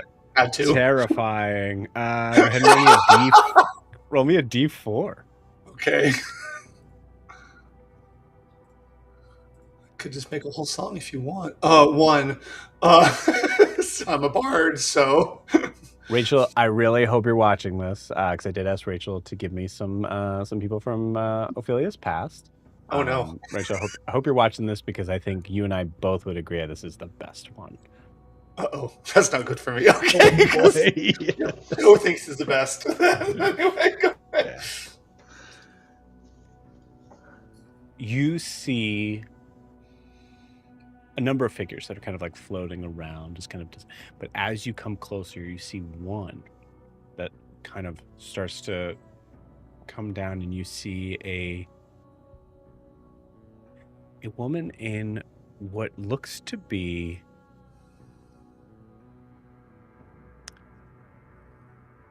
a very like Southern Belle sort of style dress, but completely in black. No. And you see that it is it has been designed in a way that seems it hasn't been torn. It's been designed in a way that the collar is shows the neck, and then shows the neck, and then the hole itself seems to extend down into this very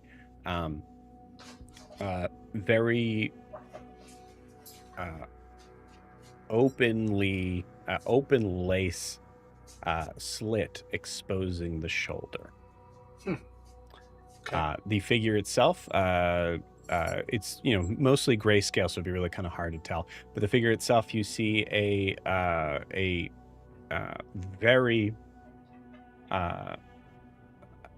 conventionally attractive older woman, face very dump, hair in deep curls that you can tell from your variant time of spending on the ethereal plane would be the kind of grayscale equivalent of what would be either blonde or red hair.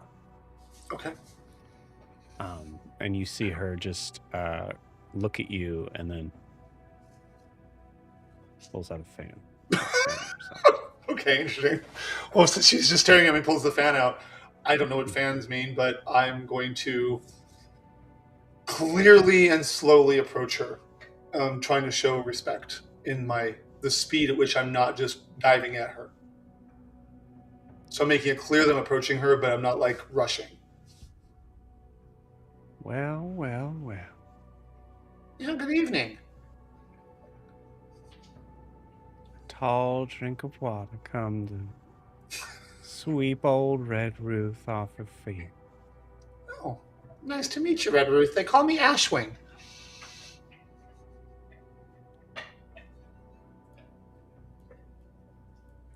Charmed, I'm sure.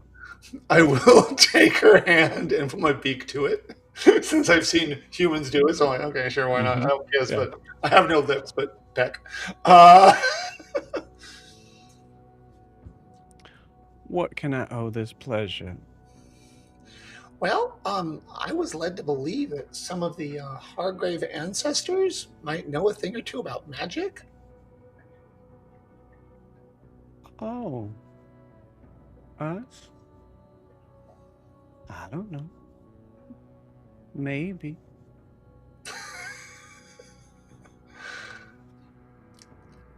Car's like, okay. There's also a world of where like Carr is the worst person to be to be talked to in this way. Yes. But I love this character a lot. No, I'm good. I'm not. What is it worth, a gentleman caller? Well, usually all I have to give while I'm here is just taking someone to their next place. But it looks like, and I'm looking at all the people floating about, it seems like all of you are very happy here. So I'm not sure that's something that's desired. Oh, I've met most of the men up here. They have very little to offer. But you seem different. Well, I'm looking at all the men flying around like, well, I'm not human. That's part of it. Yes, of course. But it's more than that, isn't it? You're better than them. I don't know. They all seem like they've lived full lives. They're probably wonderful. Oh, wait. Do you mean I'm alive? Maybe that's it. Maybe.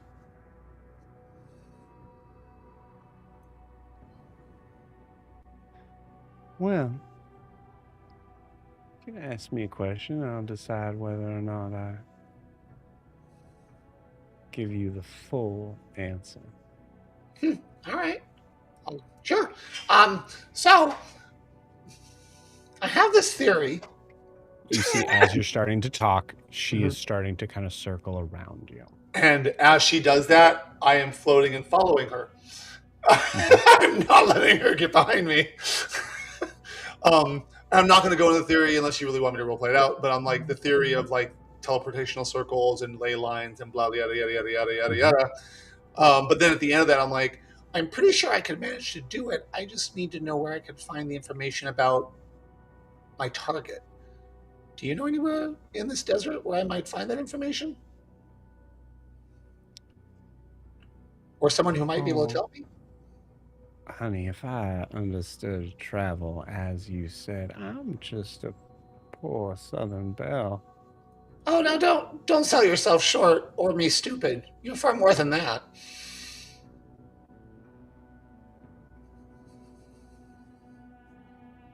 But I'm here. And you're there. Right? If only there was a way for me to be able to see the world again. Oh. So Carr is very nope. So Carr's like, yeah, that would be nice for you. It would, but thank you for the chat. And it just starts floating back down.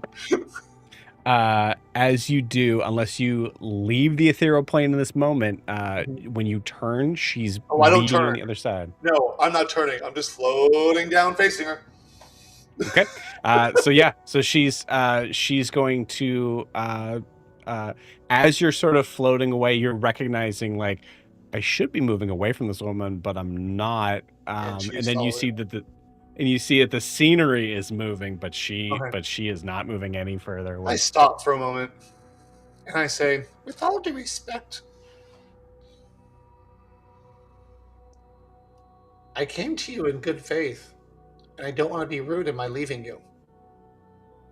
But I can be. Why do you have to leave so soon? Because you're suggesting things that go against my code, and I'm not willing to break them just to get home. I'd rather just move here.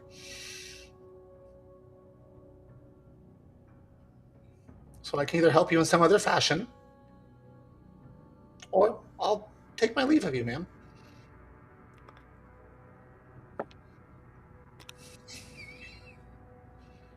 Oh shit. Oh no. I'll tell you what, sugar. I'll up that off. You find a way to bring me back, or I'll take one of yours and bring them here. One of my what?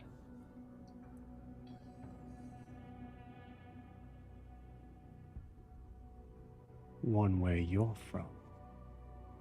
Okay, Joe, I'm being terrible right now, but I'm not going to do this. This is not what I'm saying, but I'm like, oh no, not Nala. I want to see her try. Oh, yeah, no, yeah. But I'm not going to. And I'll say, like, where you're from the material plane. I know. Yeah.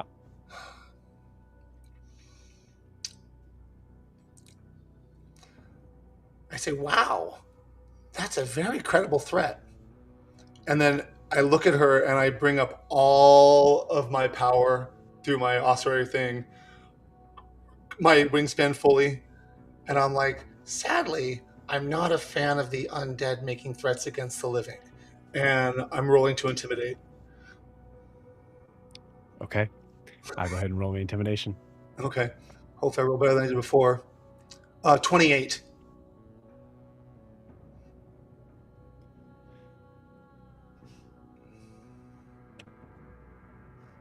Roll me an investigation check. Okay. Actually, perception. You're probably better at perception, right? Can I keep the roll? Perception Yeah. is actually I'm better at investigation. Okay, So- great. Yeah, investigation then. Okay, 24.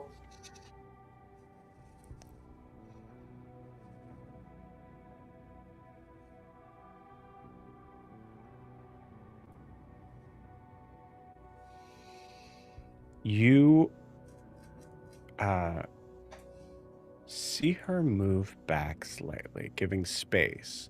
But you see as she does, she kind of extends her hands out slightly, as if to say, fair enough. I start thrumming a bit. As she does that, you notice just the slightest sort of glint of silver under her palm. Okay. And then you see her eyes flash a true red. Okay. Not grayscale. Mhm. Red. Just for a second. She seems to be letting you go.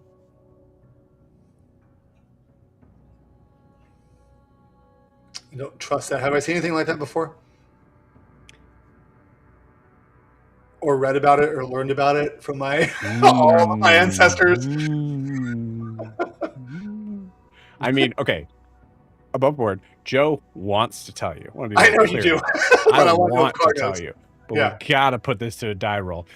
So I'm going to say this would be a history check, but it would be a religious history. So Okay. I would allow this to be a religion check on the idea of like the cultural stuff that you have spent time in learning. So history or religion. Okay. I have a strange enough higher history than religion. Oh, great. Cool. Do that one. Okay.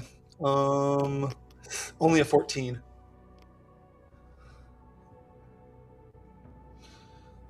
This doesn't ring any bells to you. This is new. Okay. She lets me go.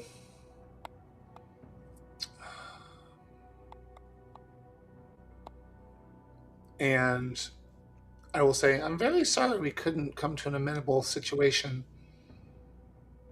But I do appreciate you giving me your name, Miss Hargrave. And I'll leave it there. And I'll look down at the graveyard. And then I'll go back down. But it was very clear, like, try something and I will mess with you. I will try and do some. And I hope she got that undertone from me. I'm not used to talking from the South. But yeah. As you look down, Mhm. like looking down at the gravestones. Yeah, it's just like a glance. Like, I know your name. I know where your body is. Yep. Mess with me. As you look back up, you see, and I'll say, I assume you're kind of like on your way out here. Yeah. Okay. So on your way out, you see what looks to be other figures behind her. Okay. But they're not of her. There are other ghosts?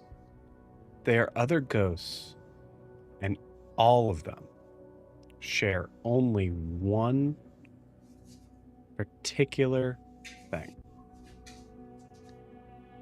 They're all male. Don't like that. Okay. All right. Well, that was fun and relatively useless unless I want to spend my time fighting ghosts and have a bar. So, all right. I do nod to her out of respect, since she definitely has power here. And I will return to where I came, from whence I came. Okay.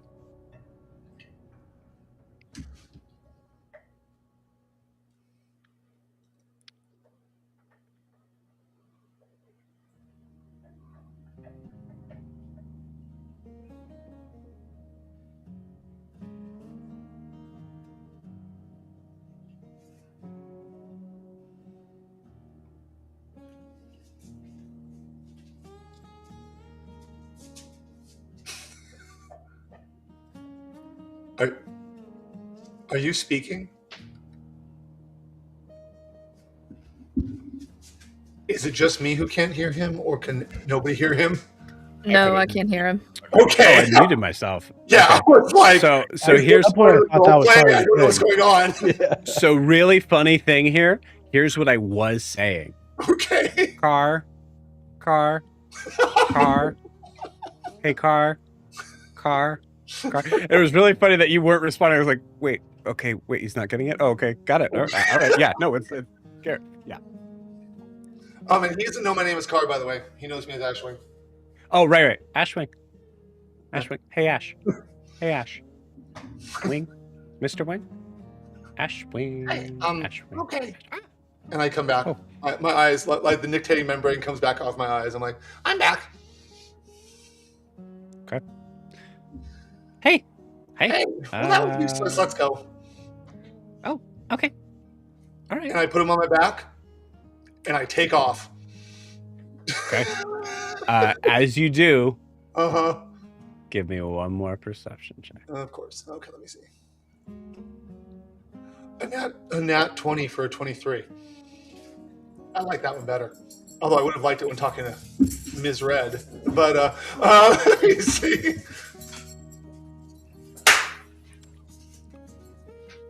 Interesting. I'm listening. Yep. Just preventing my large dog from killing my small one. Go ahead. That's all right. We got time. I need to find this person so you can see their face. Okay.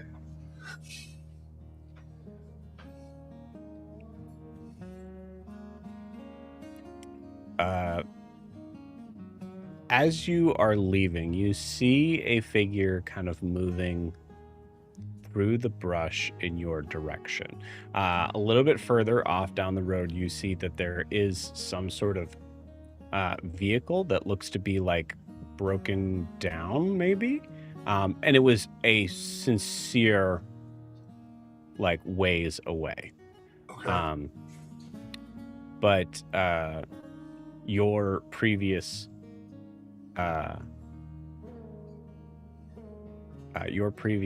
check is there he is. Was trash. Yeah, your stealth check gives you away as you see a figure that is moving toward your direction as you move away. You are flying up into the night. There's a part of you, Car, that you recognize that, like, there's no way this figure is going to reach you. Uh-huh. There's no, like, I think there's a possibility that Car is actually kind of like understanding that his sort of view of himself in this city would be kind of like a no one would believe you sort of thing. Mhm. But I am going to give you a chance here to recognize whether or not Car keeps going or turns around to face this person. Okay, well, when you said there's something broken down, does it look like it's broken down because he okay, I know Car doesn't know what a car is. Right. Or a vehicle. He doesn't know what that is. But does it seem like he's walking away from something that's broken and he's in trouble? Or that he's just stepped out of it and he's turned it off and he's coming at me? I'll give you this. It looks like it was it does look like it's like broken down in the middle of the night, that sort of thing. But you notice that he is like, you see that there's like a bunch of just oil on his face and his hands. Above board, he's clearly like some sort of mechanic type person. But a young man, probably about maybe early 20s. Okay. Does it look like he was coming to find me, or is just coming to with my 20? He was coming to inspect what he saw in the graveyard. Yeah, for sure. When I was taking off, I see that. Is he bearing anything like the guns Zed wants? Does he have like those in his hand? That's a good question. Let's find out what he has in his hand. No, he doesn't. He has a pipe wrench. I'll land at a distance. Okay. You see. Who's there? My name's Ashwing. I mean, you no harm.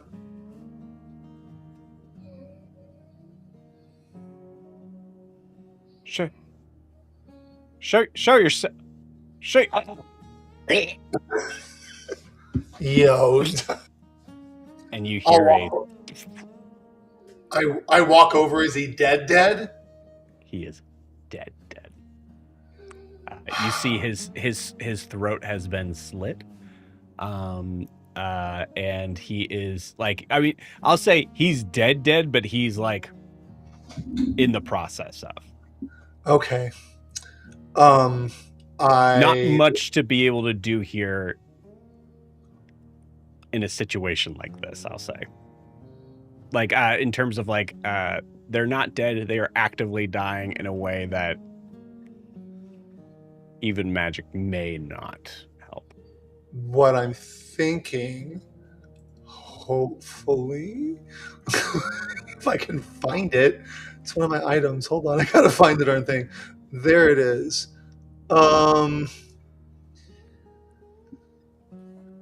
Gentle repose first. He can't become undead. Okay. Interesting.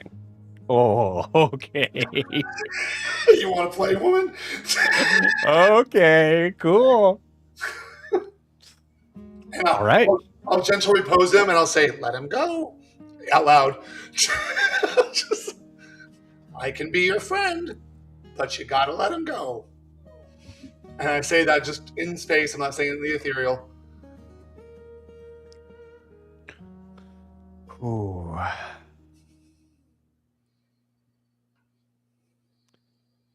Okay. Car. Mm-hmm.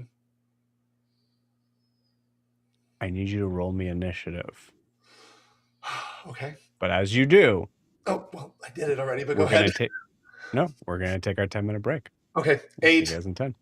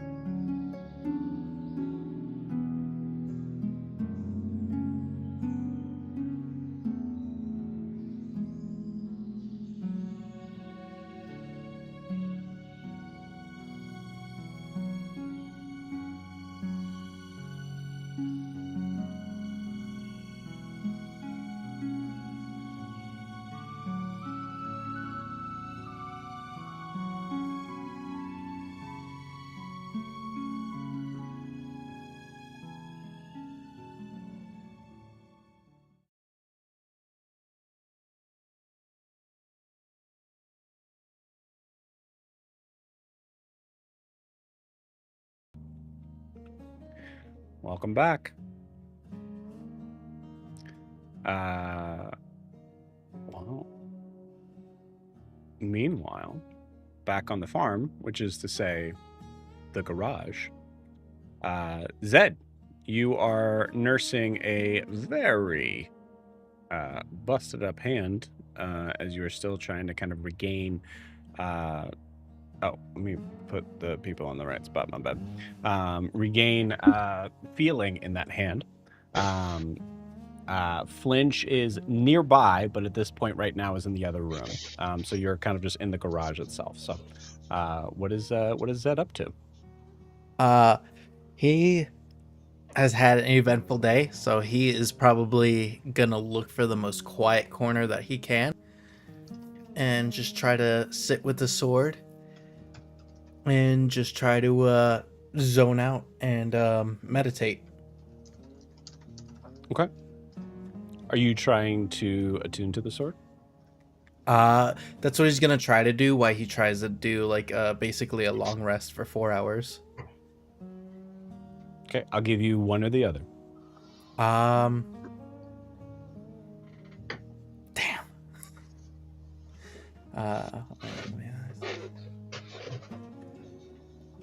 I'll give you a hint. One of those things keeps the spotlight on you. The other one says, okay, cool. We'll see you in a little bit. Of course. He's probably going to it's try your to call. attune to it. Cool. All right. Beautiful. All right. How are you trying to attune to it? He's just going to he's going to sit there and he's going to rub his hands around the sheath, and he's going to keep popping it in and out of the sheath and just grip the handle, try to figure out like what the grip would be on it, listen to what Kobamu was telling him about swinging the sword. He's just trying to get like a feel for it. Got it. All right. All right. First things first.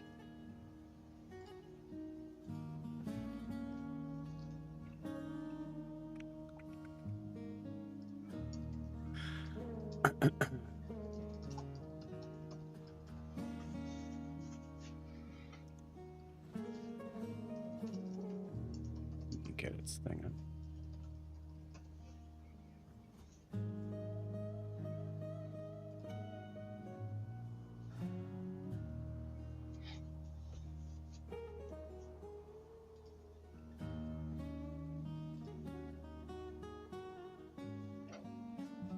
What? Sorry, 1 second.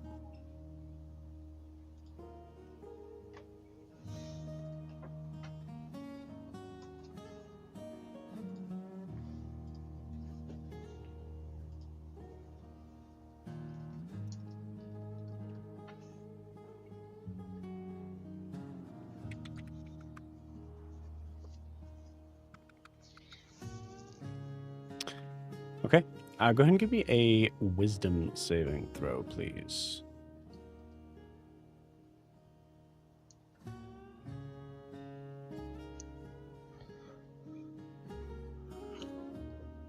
That is a 9. Okay.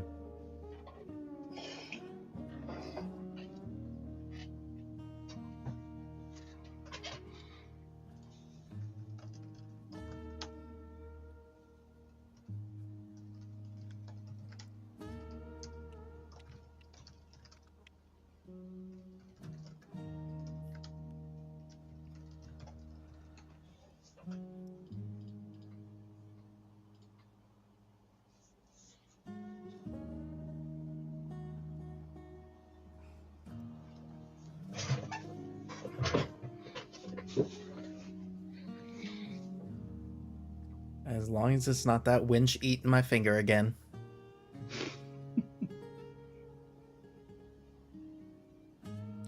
Oh, that's right. I had to.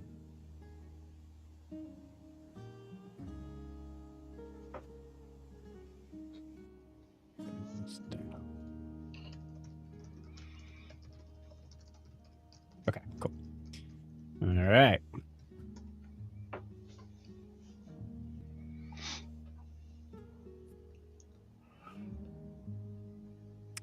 Say 9. Oh God! Oh no! I found it. I forgot how. Okay. This is it. I told you he's gonna kill one of us off.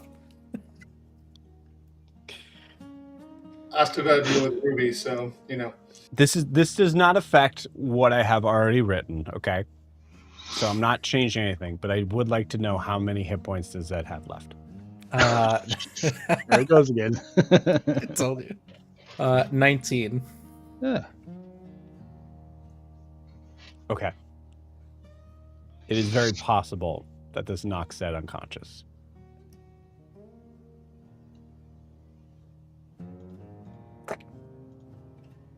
Okay.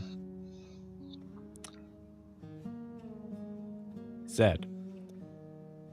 Out of the, I'm just going to tell you straight up, out of the 4d6 that I rolled,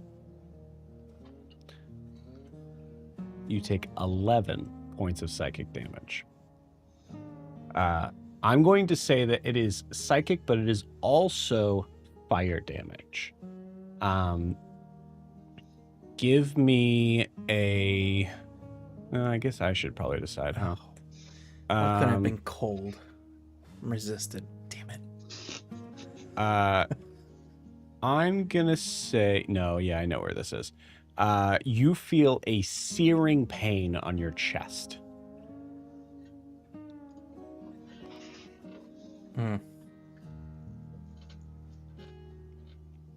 Like something being... Like you being branded with a cowpoke.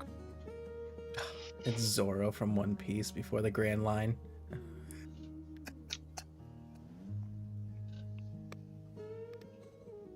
What do you do? He's rolling around on the floor yelling. Okay, cool. Flint immediately comes running in.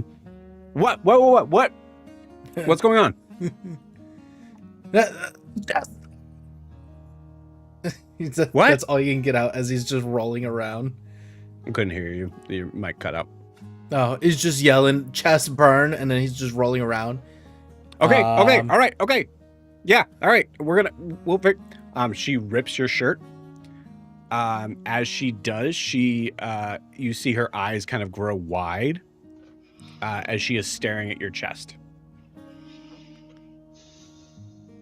Oh no! Don't tell me! Don't tell me! Give me a third nipple, please! Please no!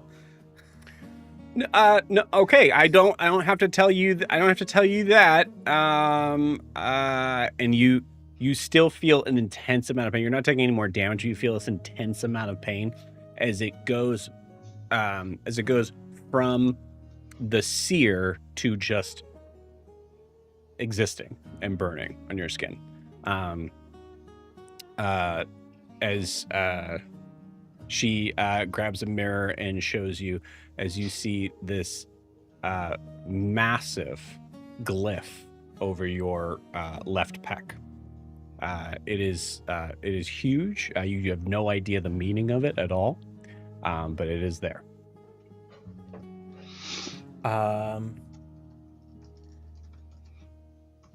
That's not in any language that I would know either. No.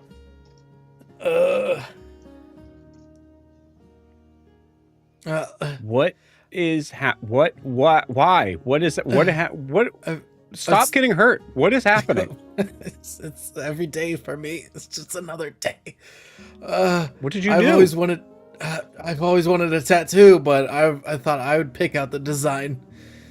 I was trying to get used to the sword.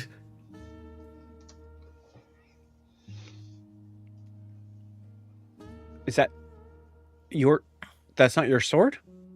No, I killed somebody who was stealing our deathless bear from us, and I took it off his dead body because he was weak. Like when you eat something and it's too hot. Oh, you ever eat a baked potato straight out of the oven? It's like that. No. What the hell is your life, dude? Pain. All I know is pain. Okay. she picks up the weapon. I'm gonna roll a wisdom save for her now. Ooh, she also takes a bunch of damage. She starts screaming in pain. That is 16 points of damage to Flinch. Ow! And she's now rolling around. Hold on. Come here. Let's see if this works. And I'm going to pop a ebb and flow, and I'm gonna dump some water onto her to see if it's gonna like stop the burning. Oh God. Okay. Stops the burning. She takes another 3 points of damage as you just pour water on that bad boy. Yeah. Did it work? Okay. Did it work? Oh God! Stop touching me! Stop. Sorry. Has it stopped?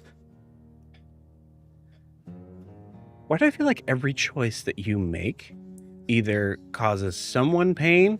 It just causes someone pain. Because I'm not from here. Do you do this to people where you're from? No, everybody where I'm from is already a zombie. Okay, I'm not touching that sword. Never mind. I was going to look at it, but okay. All right. We're gonna leave that in the sand, and maybe just God. Ow. Oh, I'm just gonna move it over here. We're not gonna open it. I'm just gonna move it. And he's not gonna say anything. He's just gonna move it and put it against the wall. Okay. As you do, give me an Arcana check. 2. Okay, cool. So you do you pick it up? I take it so the bottom end of the hilt is still touching the ground and just drag it over. Because he's just in pain, so he's dragging it over to lean it against the wall. Out of the way. So you're grabbing it by the sheath? Yeah. Okay. Okay. All right. Give me a wisdom saving throw.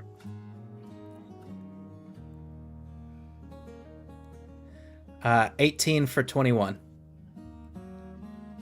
Oh, actually, no. Sorry, this can't affect you more than once a day. Never mind. Okay, cool. So you move it. You move it over to the side. You definitely notice that there's a strange sort of force behind this blade now, as if it took something from you. As you sort of kind of place it in the corner, you feel this sort of strange kind of energy that you really can't place with that too. As you just kind of place it in the corner, try to kind of keep it out of the way so that no one else touches it. You need to go. Stop. Go. Yeah, that's what I tell the sword. Yeah. My dog is just rubbing her back on the carpet and just being like, look at me. Okay. So as you do that, you manage to kind of move it away. And at this point, Flinch is like, okay, I'm going to bed. I think I probably have what you have, but we're not, well, I'll check. We're good. I'll check. Okay. Why are you being weird? I'm being weird? Yeah. You just told me that everyone you knew was a zombie. Well, yeah, because of the sea witch. Good night, Zed. Okay. Is there anything I need to do with this finger? Do I need to, put Nope. stuff on it? Nope, just stop touching fucking anything.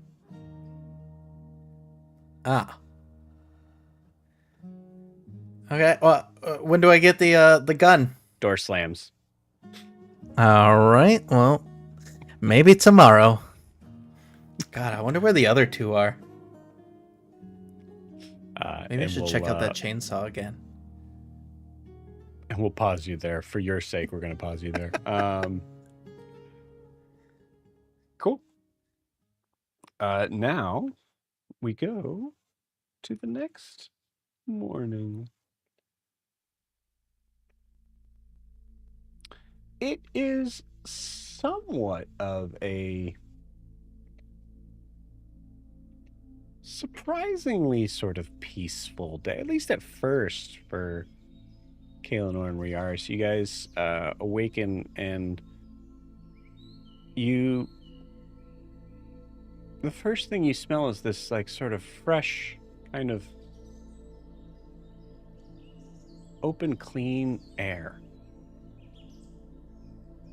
And then the next thing you smell is the smell of fire, embers. Kaelinor, you notice, you wake up and it's cold. It's so much colder here. But as you guys come to, first, I'd like you to describe what state you guys are in right now, and then I'd like each of you to explain to me what you leveled up in.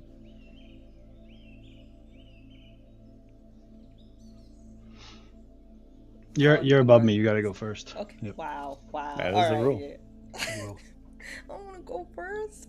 I think Kaelinor, in the state we find her in this morning, is not wearing her armor at all. Like, that all came off as she tranced. She still looks like. Yeah. Sorry. Now, if I could get any more volume from you, that'd be awesome. Yeah, I can yell real loud. Maybe. It seems like maybe the distance from your mic. Maybe. Hello? No? Am I dead? Is this what I'm just going to be You're not yelling? dead. Am I No, dead? This is good. This better? This is good. Is Where that you are better? is good. Yep. Wonderful. Great. I think Kaelinor in this morning has all her armor off. Is like wearing her like undershirt and her boots and her like pants and stuff, but didn't sleep in the armor, like stripped all that off and was comfortable, and that's why she's like, oh, maybe I shouldn't have done that because I feel so much colder now. She still looks impeccably clean and put together, even though sweaty and dirt, and she's trying to make herself still look as like immaculate and like put together as possible as she wakes up this morning and begins to like put the armor back on. And I took a level in Paladin again, because if it ain't broken, why change, essentially? And it ain't broken. Life has been pretty good. Yeah, life been great. Life been great, right? Just become a murder machine. All right. What about Riaris this morning? Yeah, I think a little bit different than Riaris wakes up and has missed the cold a lot. So there's something familiar about even just the chill of it. I think, so waking up, he feels refreshed by it. Thinking about the embers and smelling that, he's definitely ready to get up. But it's been a good night's sleep, kind of a calming. He wasn't actually sure he would sleep a whole lot, but there's something about it, and just kind of being in woods. They've been in woods, but it's different kind of woods. There are mountains, and it's cooler, and it just feels more natural for him. So Riaris leveled up, and he took another level in Fighter. And the reason for that is, he's with the connection with Talia more back. He is kind of remembering a little bit more of his roots. He has a lot of things have changed for him, but sometimes it's good to work on and continue and think about the basics. And so I think you will also kind of wake up and for the first time in a while, meditate for a little bit, get up maybe a little bit earlier and just, simple things with focus on breathing and just kind of getting himself ready, kind of remembering his training, so to speak. Okay. I love that. Yeah, as you wait, we'll say that you've woken up at least a few minutes beforehand. You just hear Riaris in your head, just this, "Good morning." Good morning.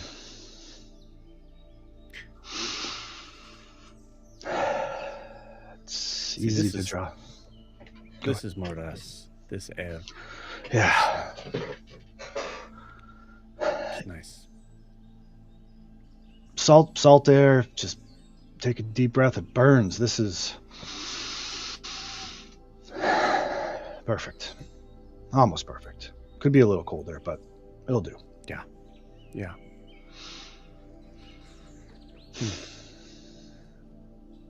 Well, what's the plan? I think the plan is to head south, get out of here. Take your advice. I think is a good idea. Yeah, I think find our way back. Good. Yeah, that's good.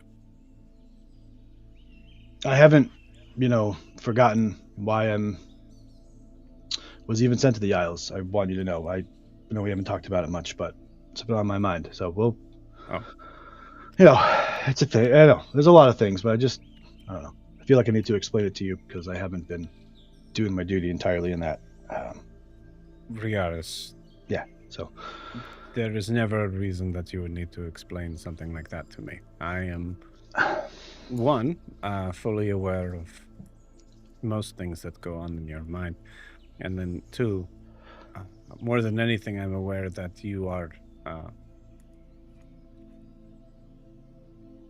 never going to take something off your shoulders just because it's too heavy to carry.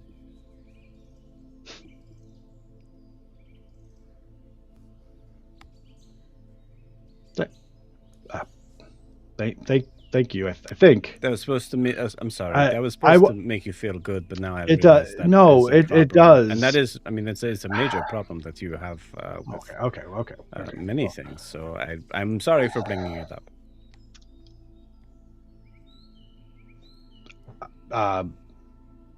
Yeah.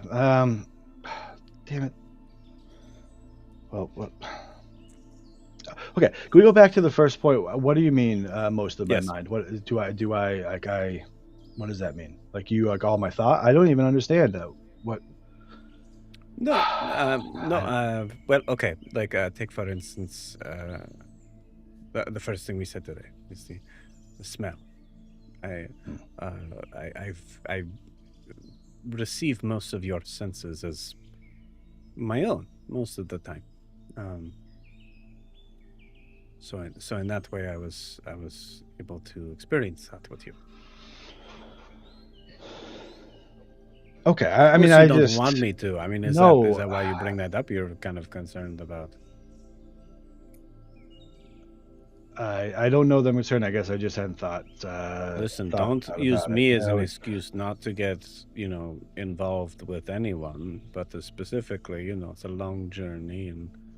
I don't. I can disappear. Whenever. Okay. What? Okay. I don't. It's too early to even think about that, Talia. I guess. But do you hear that? It seems like someone is awake over by the cave. Do you hear that? Over there. Yeah. Yes. Yeah. Okay. Great. Understood. I mean, you could just say, "Okay, I'm done with this conversation." You don't have to be rude like that. There's no. But yes, Kaelan is awake. The person that I was, to be clear, I was talking about when I was saying, at any point in time, if there was, there was a moment that you needed to spend alone for, sensory purposes. I can very much make sure that I am not a part of that experience at all. So that's okay. All right. I feel it now. Right, my senses are coming up now that there's clearly other. Okay, you know what? I will read the room and see myself out. Okay, but remember what I said, right? You can't use me as an excuse for that. So just to, okay, all right, go to her. Oh. Not not like that, but just just. I'm not here. I think I'll wait a solid 5 seconds. Okay. Kind of nod and see if whoever is waking up, Kaylin or whomever. See who else is around. Leonor. Yeah, for sure. Yeah. Kay's just putting on her armor, like half, like eyes kind of closed energy, and she's like, "It's too crisp. Why? What do you mean it's too crisp? It's perfect." No. Tightens the muscles. We gotta. I don't think your muscles are meant to be tight. Well, then it feels better to stretch them. Yeah. a good Terrible way. stretch is Why would I good. ever? Anyway. No, it's fine. It's too cold. Maybe by the fire will help. And I think that she's finally put on, slowly putting on the rest of the armor and be like, I wonder if Mother and the others are up. And Alyssa. Yeah. Do we see any signs of them being up, or do I? Footprints or whatever. No, not yet. Damn. Well, I mean, they. You want to knock? Should I? Are we knocking on their cave? I don't know that they're awake. I don't feel like that's a good idea. No, I think we should let them rest a little more, given Mother's health. Should we leave? Don't love that idea, but we're planning on leaving, right? Yes, we should leave. Maybe we should say goodbye first, and at least thank them for their hospitality. Yeah. Feels rude if we just disappear first thing in the morning. And I'd like to say bye to Alyssa. And, don't want her to think we've just up and left her. Agree. I agree. We might have some. Are you hungry? We might have some stuff we could pick up. I could figure out around here. I don't know, do we even have water or anything? I've never. This is kind of weird. I'm not prepared for this. No, but I could make something. I just need. Give me a few seconds. I just gotta. So you said you could make something? I could make something. It's not. We'll see. I just need. We might need containers because it might be a lot. Okay. To carry this in. Have you just been holding out? You can just make things? Okay. I'll be. I mean, what are you making? I have the bag of holding. I mean, you could just put stuff in there. Is it or I don't know. Oh, we have the bag of holding. Oh, that sucks for everyone else. Oh, that must really not so bad. I'm here now, is it? No, you start pulling out things that there's everything that would be useful. These eyeballs. There's an oven mitt that would have been perfect for Zed to be able to kind of grab the sword with. I mean, we have a blanket in there, right, or something. So many blankets. So many blankets. I'm gonna cast create food and water. I can create 45 pounds of food and 30 gallons of water on the ground. Oh my god. Or in containers within range, actually. I can put them in containers themselves. Yeah, the food is bland but nourishing and spoils after 24 hours. And the water is clean and doesn't go bad. So I think Kaelinor is just as a little, the smell of a little salt water and sea breeze as fog kind of comes in and kind of roils in, and the food slowly appears. The fog kind of comes in and then washes away, and suddenly there is a bunch of food. Like what? I'm gonna say like preservatives. I'm thinking like it's gonna be really boring, like military food, like tinned things that won't go bad.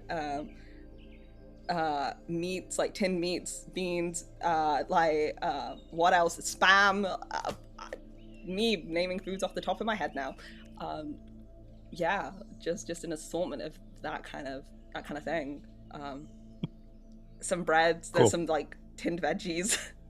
Hitting all the 5 food groups though, that's really important. It's a very well balanced, sustenance, bland meal. Yeah. As shots are being fired in the chat here.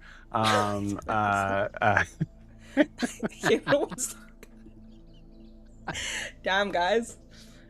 Damn. Damn. As you yeah, as you do that, oh god. Riaris, give me a perception check. Would it be passive perception by any chance? It could possibly be, yeah. So I'd say if your passive perception's higher, I'd take that. Probably is, but actually we'll see. It is by 1. Passive is a 22. 22. Okay, cool. Awesome.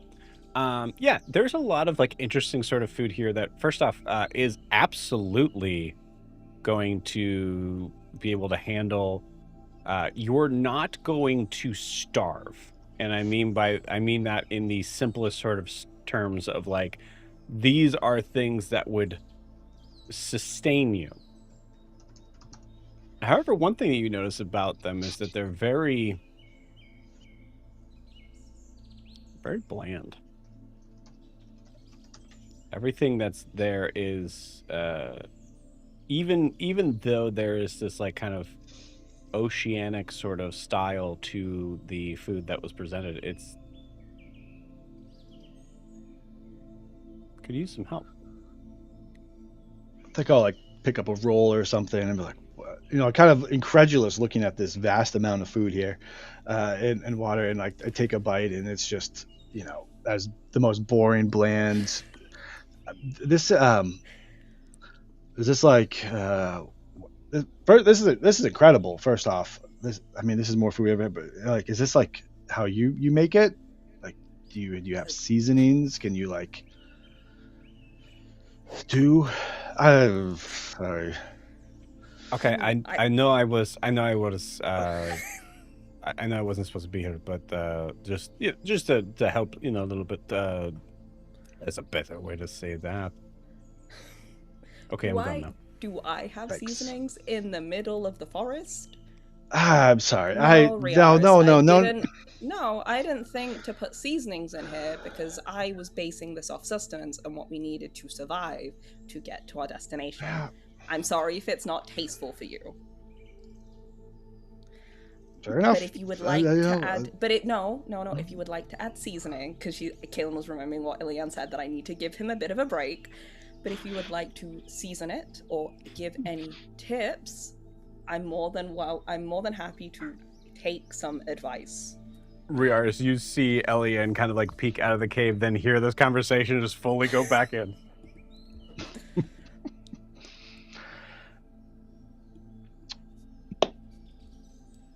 I'm sorry. This is amazing, and thank you. This is great. I mean, we could put it in the bag of holding and start putting it in something like that. I'm gonna stack it in there. Fill our jugs water. Thanks. It's good. No, it tastes bad, doesn't it? It's listen. If you genuinely, I'm not upset. It's not. It doesn't. It does not taste bad. It just doesn't taste of right. Anything. Yeah. But it's food. It's awesome. Thank you. Because I didn't know what we were gonna eat, and I burned the rabbit last night, so I really can't say anything. So anyway. You did a good job with the rabbit. It's fine. Yeah, fine. Yeah, thanks. I think I saw Elian awake. This is the third time she's done this at this point. Oh, good morning. Oh. Good morning. Morning. Yeah, great night of. Did you guys sleep okay? Amazing. A little chilly, but okay. Oh, really? Yeah. You were right next to the fire. I'm from a much hotter climate, so this is Yeah. yeah. Okay. All right. Well. What is all this food? I may have gone slightly overboard with casting some magic and food for our journey and our provisions. For when we head... She grabs a roll. Oh! Good. It's really filling. No, it's you don't have to lie to me. That actually makes me feel a lot worse, Ilian. That's... Carol, I mean, it's no, it's average. just, it was, I have a like a tooth back here that isn't, that just isn't really agreeing with me. Alyssa comes out, grabs the roll, chews it. Oh, morning. This sucks. Thank you, Alyssa, for being honest. You're welcome. And I appreciate it. Yeah, I'd rather have nothing. Wow. Okay, we didn't need to say that was. You're not wrong, but that kind of hurt. You said you liked honesty. I did like the honesty. You are right, and Riaris has offered to help make this it taste is better. How Grian says shit. Yeah, listen. Well, no, take offense. I don't think I like it now anymore. Yeah. Well, maybe we can find some herbs or spices to make it not taste shit. Can't taste worse. I used to hear Elliot just go, all right, Alyssa. Alyssa, the only way is up. Hopefully. Yep. One hopes. Because you are in a black hole of nothing. Yeah. Wow. Thanks, bud. Anyway, good morning. Good morning. You see Elliot just keep doing I think Kaelinor is there is a soft smile, a little smile of just I know this child. I know someone like this as a child. Kaelinor that was me back in my day. Goddamn. Yeah. You guys leaving? I think so. Yeah. Yeah. I think it makes sense. We gotta get back to our crew and our ship, and we've got a long 6 days of walking. Yeah. It's. I think we would stay if we could, but as Kaelinor said, tides take us elsewhere. Sorry. Man. Is everybody lying around here? No. Why do you say that? If you need to go, I understand. I'm almost an adult. Yeah, that's why we said to you we're gonna go. Yeah, but then you said all these things of if we could stay, we could. Just go. Kind of look at Riaris, being like, It really, dude? wasn't a lie. There are a lot of things in family, just like you have your sister and the dead mother. You're with your family, and if you were separated, that would be your highest priority too. I'm very grateful for meeting you, but roll me a persuasion check.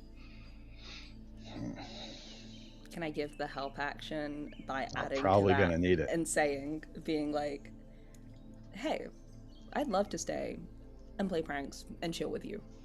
Mm-hmm. You're pretty cool. And I kind of message in her head, telepathically being like, and you could teach me a few things. Okay.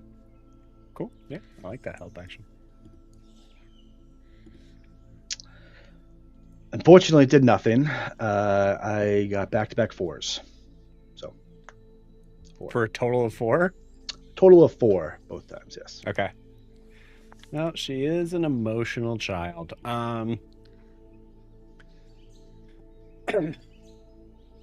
Yeah, well, when you get to where you're going, just why don't you send me send me a message or something. Send me I don't know, postcard. Do they have postcards there? Probably not. I don't know what a postcard is, but I can look into it for you. Sure, yeah. Let's do that. I mean, okay, do we do the hugging thing now, or do we have to talk more? We don't have to. I guess I would just ask if there's any way we could keep in contact. I don't have spells to talk in people's heads, but I'm not sure. You are very powerful, after all. Wait a minute. Okay. Brandon, you're going to regret that you reminded me of this. Her eyes light up at this. She goes, "Oh yeah, here you go." And she gives you a ring. Oh. Okay. What does? What is it? What is this? You could. I'm looking at everybody like, oh god. You could just use it to send people. Oh, you guys could have used that. I just look at Kaylin. What? Like. What distance? Like how? Sending? I don't know.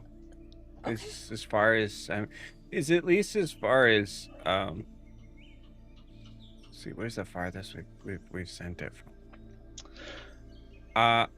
From like here to the Feywild. The what now? Oh, Sorry, it's the a Feywild, it's like a in wild the books? that's yeah. Oh, okay. Did you use this yesterday when you had contacted our friend? No, I forgot I had it. Thanks for bringing it up. Riaris. Was just asking questions. I'm not. Brandon reminded me that I had it. Who's Brandon? Another crew member? Geez, all these crew members. My goodness. Yeah. Well, but now you have it. This is very kind. Thank you. You're welcome. We can give hugs. I think we're ready to go. She just looks away. She's looking over here. Is the dead? I'm sorry. Is the den mother awake? Are we able to say goodbye? Oh, let me go find her. Thank you, Alyssa. Quietly, please. Just Elian, real quick. Yeah. Go ahead. Go ahead. No, go ahead. Go. I was just going to ask if you had any map or any help for our direction south. I did. I wrecked my brain last night and like trying to kind of think of.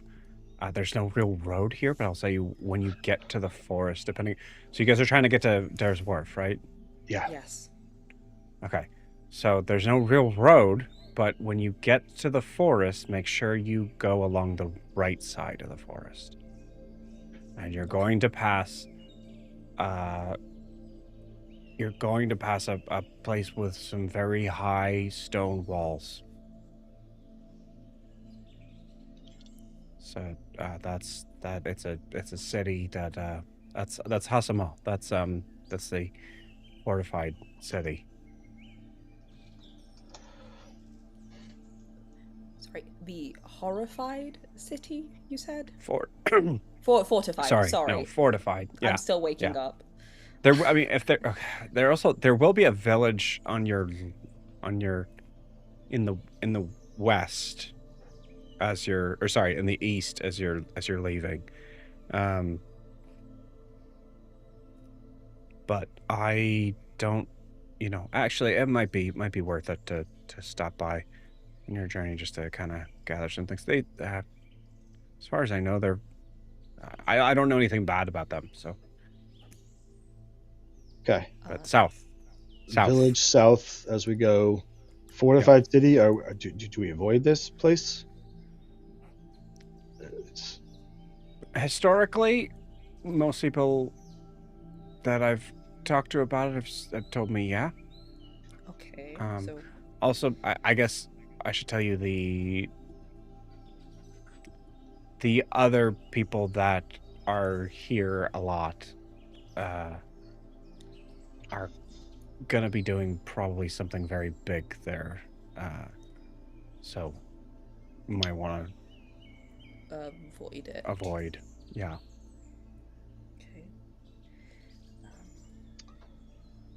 Okay. Okay. Thank you for that and for your hospitality when you didn't have to. We appreciate it. Yeah. No. Helped us kind of no problem. gain our bearings.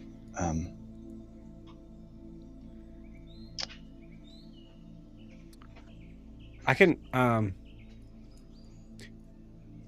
can follow you for half the day's journey, just to make sure you guys are not, ambushed on your way out.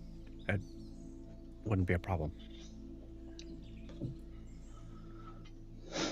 Not that I think you would be ambushed by anything other than the wild.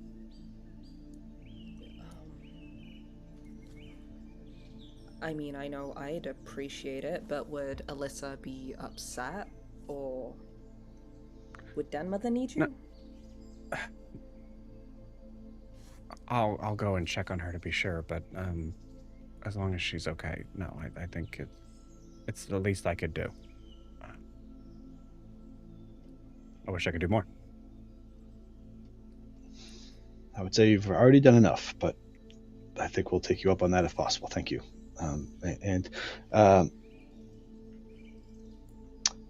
I'm used to wilds, not so much these. Anything we should keep in mind in the wilds as we go south? Creatures. If the woods start talking to you, ignore it. If the wood kind of comes alive and tries to kind of... I heard this crazy story that Titian had, like, some of the woods come alive and stick their fingers in his ears and start, like, kind of, like, ruined his eardrums at one point. So don't let them do that. I don't know who would let, a twig figure get that close. Yeah, That's I wonder who would do that. I mean, I also really don't understand. There's several other people in his party that really should have just. I'm surprised didn't warn him against that. It seems crazy. I mean, maybe he's just not an aware person, or maybe he had good reason to do it.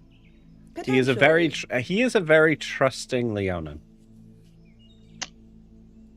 Right. Yeah. Well, stay away from the moving forests. Got it. Okay. Keep that in mind. She's fine.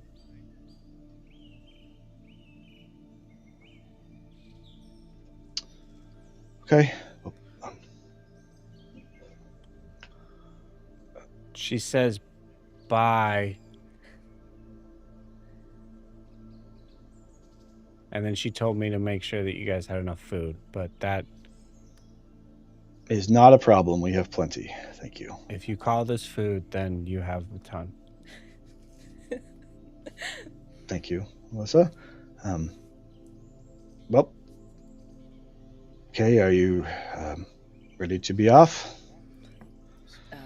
Yeah, I'm ready to head off. Ilian, I assume you're fine with walking. Given I see no horses around or anything. Yeah, it's actually I spent most of my time getting here, so yeah. Alyssa, I'm gonna see them off for a little bit, and then I'll be back tonight. Yeah. Okay. Yeah. All right. More berries for me.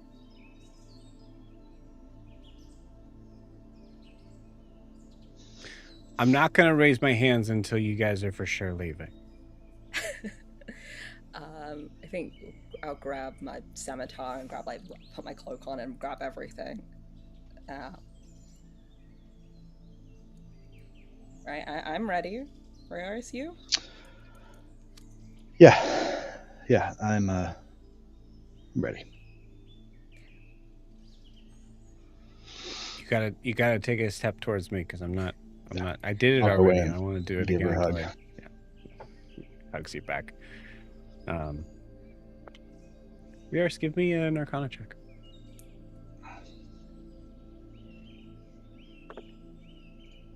Actually, both of you guys give me an Arcana check if you're both hugging her. Yeah. 12. I'll give her a hug. Okay.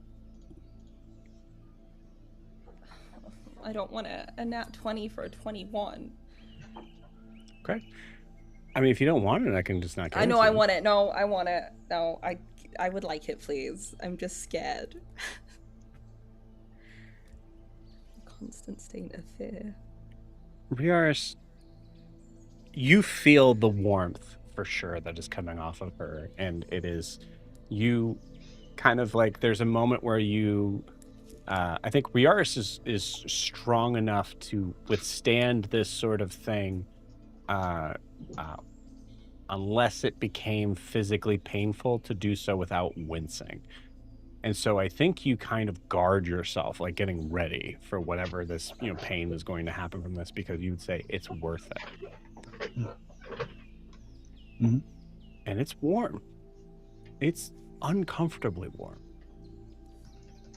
But it's not painful today. Kaelinor, if there are good days and bad days, this is a good day.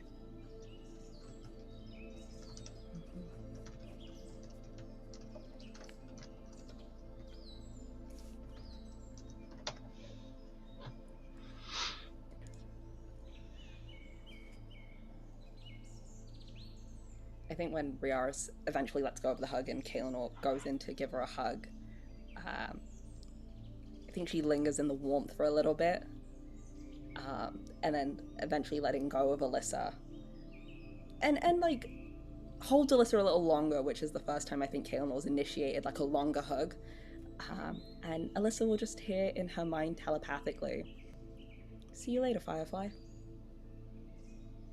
Stay safe." And we'll step back and kind of give her a soft smile. You see a very big smile across her face. You see just like...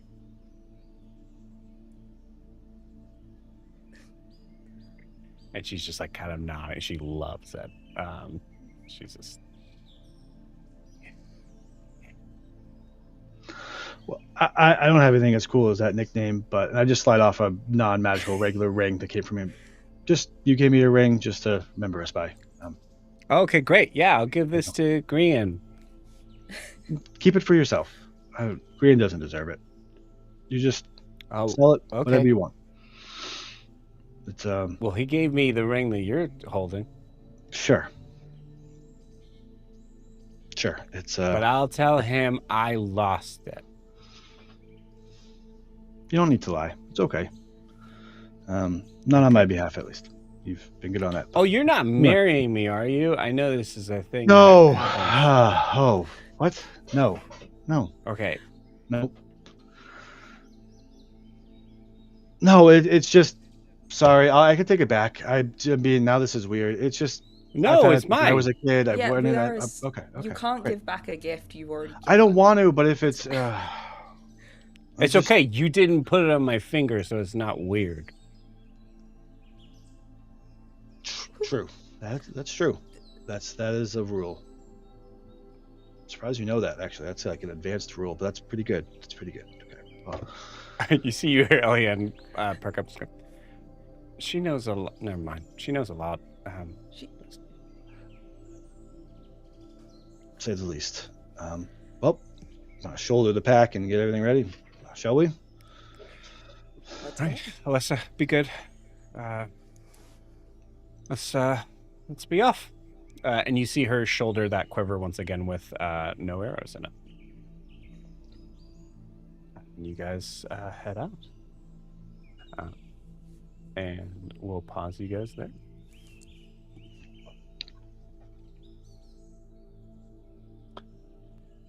Horace. Faustus.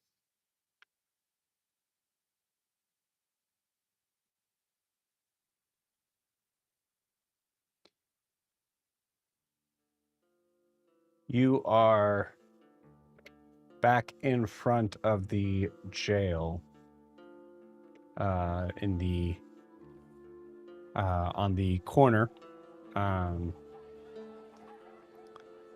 You're hearing the commotion behind you of the city, as you are seeing two guards that are doing what they're supposed to be doing. They're standing guard in front of the jailhouse door.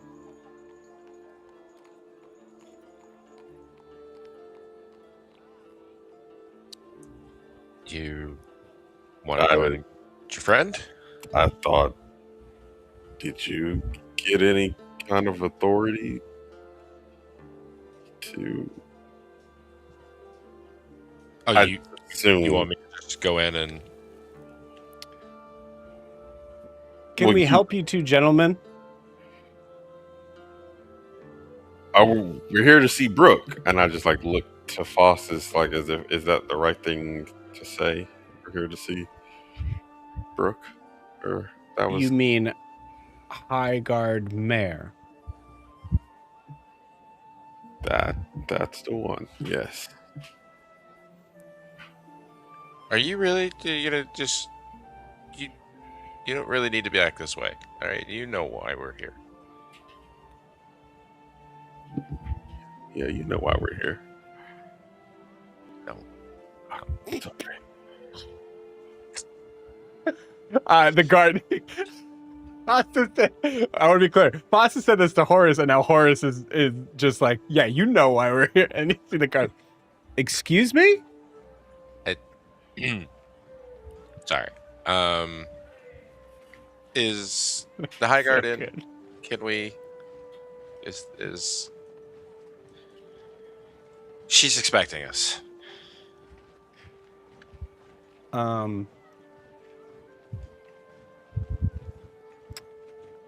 Yeah. Sorry, 1 second.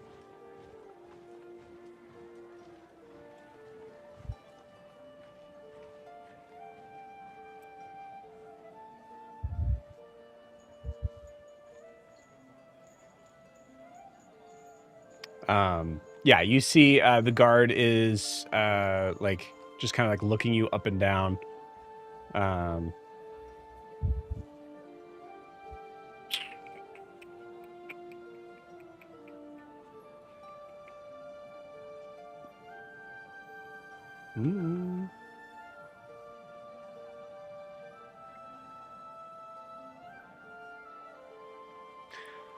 Yeah, the guard's kind of like looking up and down. On what authority? And you see the other guard kind of lean and go, go right ahead, Corporal. And you see the guard just kind of like raise an eyebrow looking at the other guard and just as they both kind of let you pass. Corporal. Yep. I'm assuming I need to show you where we're going. No, she's just down this hall. Okay, maybe just for this one, you let me do the talking. Just for this. We're in, we're out. You go right ahead. I'm gonna like let him go do the talking, and I'm gonna sit the baskets of food that were packed for me and separate them out so that like all of the stuff I really like is in one, and then a decent meal is in the other. Wow. You do this in the jailhouse? Hell yeah. Yeah, like I sit it on somebody's desk and start. That's great. That's great. Cool. Fossis, as you do this, I will say there are going to be certain things where Horace may want to be here for. Yeah, I think I'll walk like halfway down the hall and stop. And what do you like? You still have to come. There's a couple things that may happen here. So fine. I grab and I rush back to Foster's. You do see an old, like, kind of person behind the jail. Oh, those rolls look pretty good. Yeah, I bet they are, and I keep walking. Is that you, David? Drunk again? Bosses. No, they got me on trumped up charges. Hey, get your buddy to give me that roll. Don't give him the roll. Yeah. To keep on walking. As Faustus walks, Faustus, go ahead and give me roll me a d20 and add your charisma modifier. But I'm going to say do so with advantage.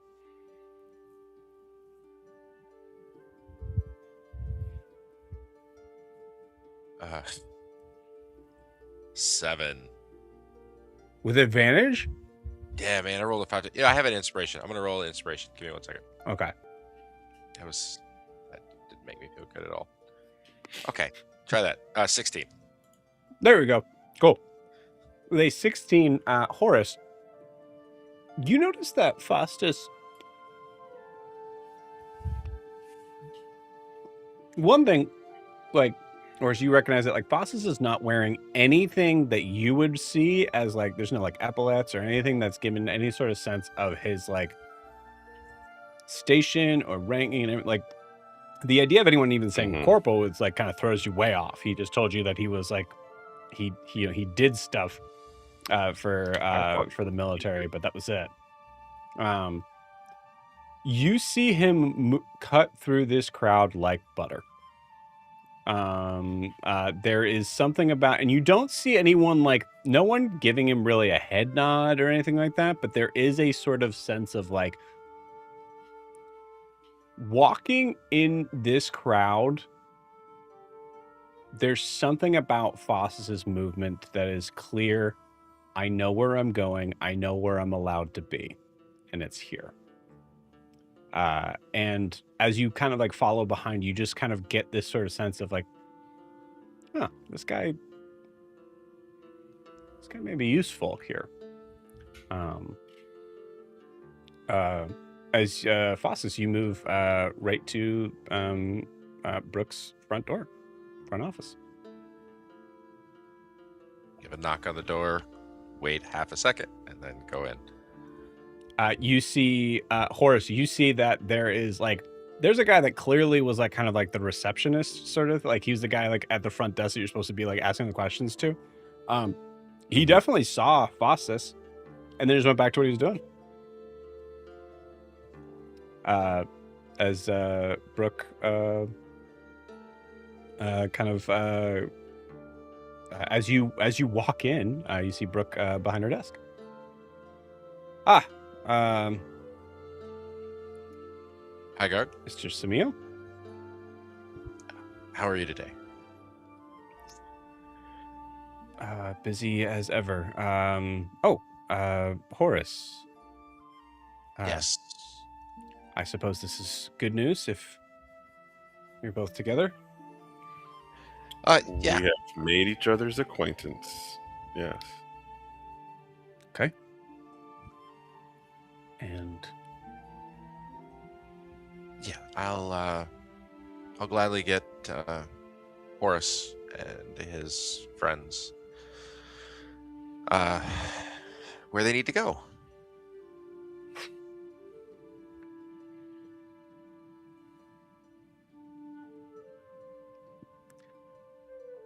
thank you, both of you. Faustus, anything I can do on my end? Obviously, you know, I know Alina's gonna be fine, but if they need me to check in or one of the guards. Yeah, they could just swing by. It shouldn't be more than, I don't know, 10 days. 10 14. days. Well, I gotta come back, Horace. Yeah. About that, are you going to be able to help us there, or are we coming back too?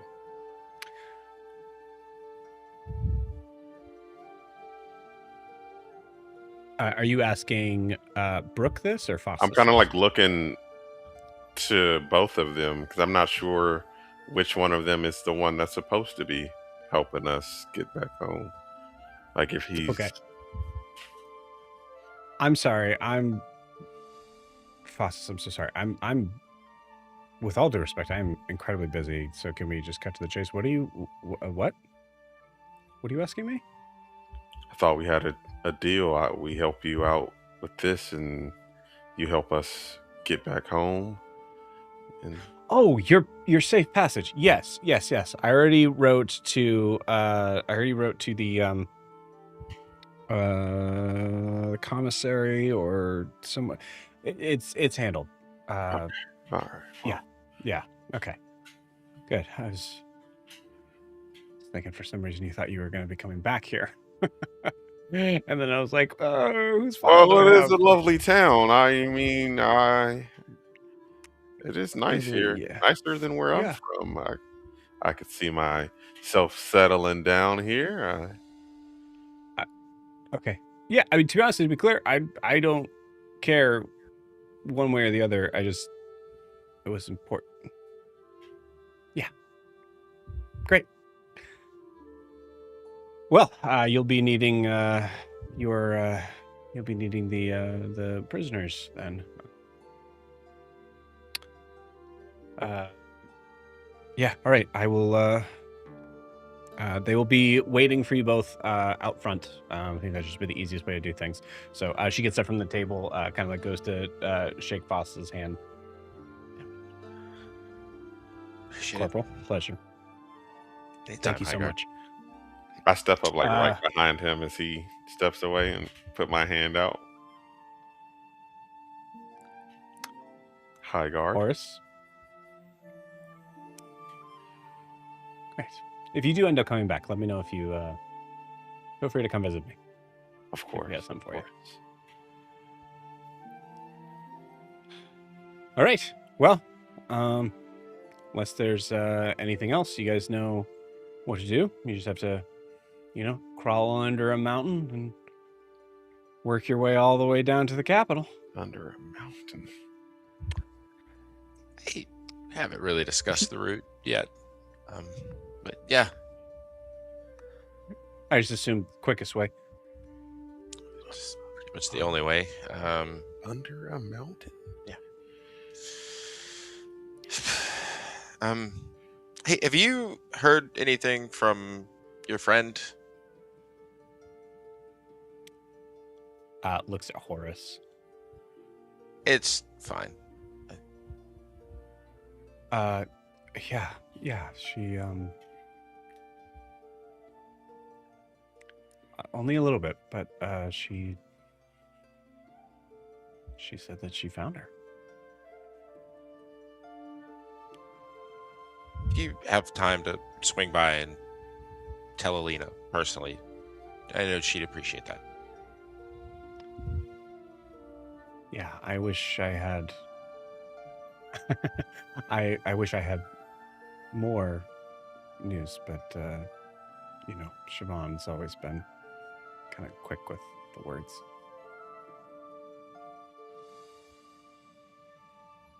Same with Alistair. I'm sure they're both great. Yep. I'm gonna. Horace, you ready to go? Aye, aye, Captain. It's not. I'm gonna roll to see how the military. Oh, it's a nat 20. Horace, it'd be best to address Mr. Samil at his official title of corporal, Faustus is especially fine. in South Amaya. Oh, yeah. Sorry about that. I come from the Navy's big where I'm from. So Sounds like sorry they're very about lenient with their greetings. depends on who you are. I just Brooke. muttered that under my breath. Yeah. Brooke. It's not important. Okay. Right. Okay. Thank you. Stay safe, both of you. And obviously to your companions. quite looking forward to it. If there's anything like this, gentlemen, I think it's going to be an interesting trip. Priest Give has like been, a sheepish smile. yeah, Priest has been actually very complacent. Hardly said a word, honestly. So, imagine it's gonna be easy going. It's great. Well, hey, I'm looking forward to it, and I'll see you when I get back. I know. Horace, Okay, you want to well, you lead the... yeah, go ahead. No, please get out of my office. I haven't look at my look at all of it. It's Yeah, you chose this. I know I did. I know. Okay. And let David go. You know he's just gonna drink. I'm going to. Obviously, you know that. This is the third time this week. Maybe give him a job. Sure, yeah. What station would you think that David would be good with, Corporal? Latrine duty, most likely. Yeah. Okay. Put him in the All right. outhouse. You see both of them look at you. Just...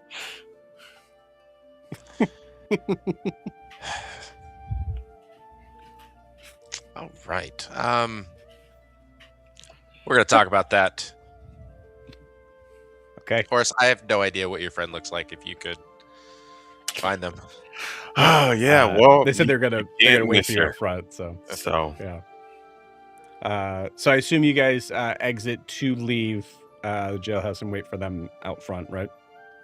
I make sure I do my separating, my sorting when I get a chance.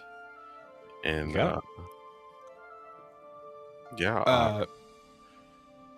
cool.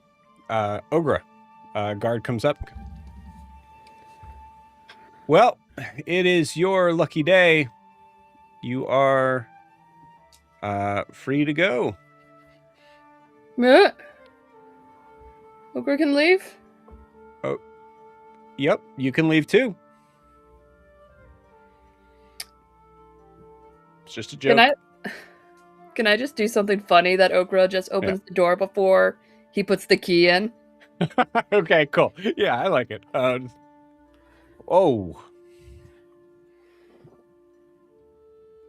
Okra was told to stay here, so she didn't want to open it.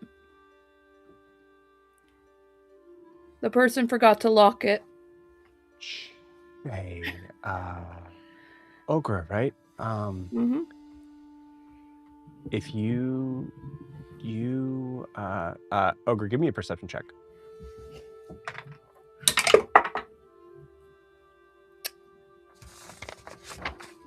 Perception. Wait, where did you go? That's going to be a 15. 15. Cool. Awesome. I'd say you notice this is a knight, so there or not a knight, excuse me, it's a guard, but as far as you are concerned, it's a knight, like full, like kind of decked out in armor and things like that. You notice an extremely shiny looking dagger that is not in a sheath, but is in the belt. That you continuously probably just kind of like your eyes sort of dart down to. Hey, if you know what, you want to just keep that between us? I can give you this very shiny dagger. Just don't stab anyone with it until you leave the jailhouse. Okay, Ogra. Won't stab anyone till she leaves the jailhouse.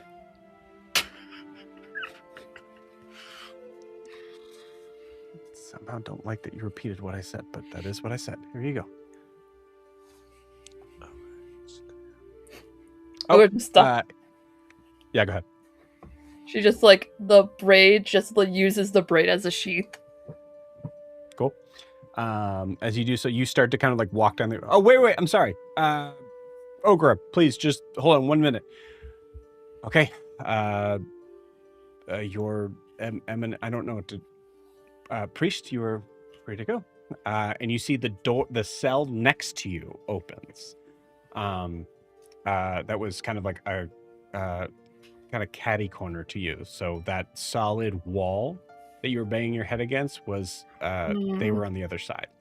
And you see this figure in yellow robes walk out. You see that their sharp ears are piercing through the robes themselves.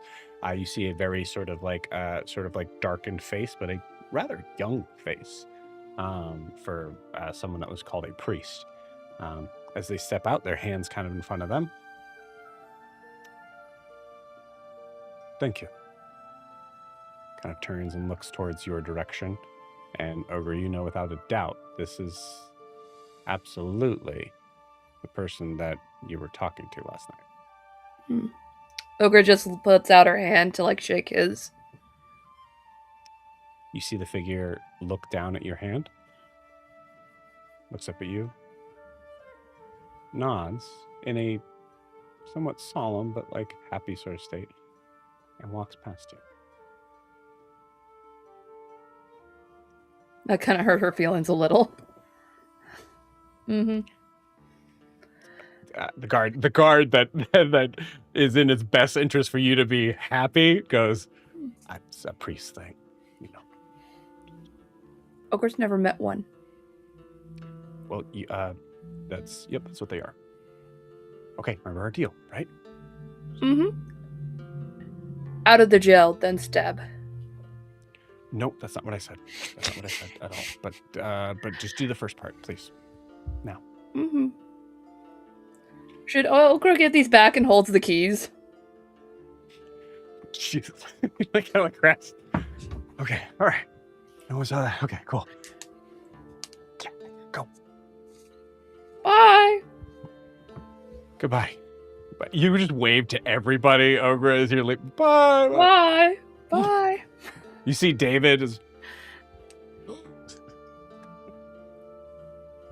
Does she get her backpack and staff back? Yes, you do. Yeah, you get all that stuff back. Yes. Good question.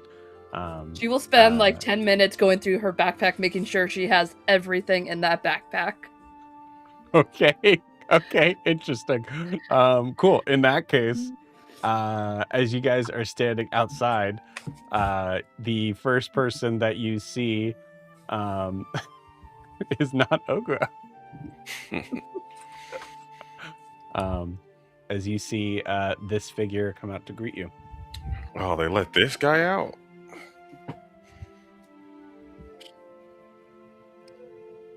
I believe I am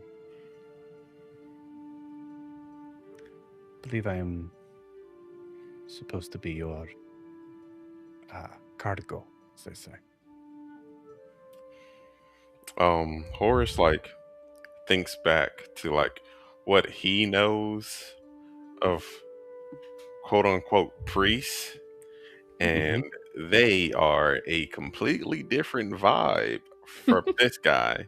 So it never occurred to him that this might be who they were calling the priest. So he kind of stands there with his foot in his mouth, after having been a bit of what people would call a dick to him. So I believe- see you've met. Yes. In passing. And standing. And judging. And waiting.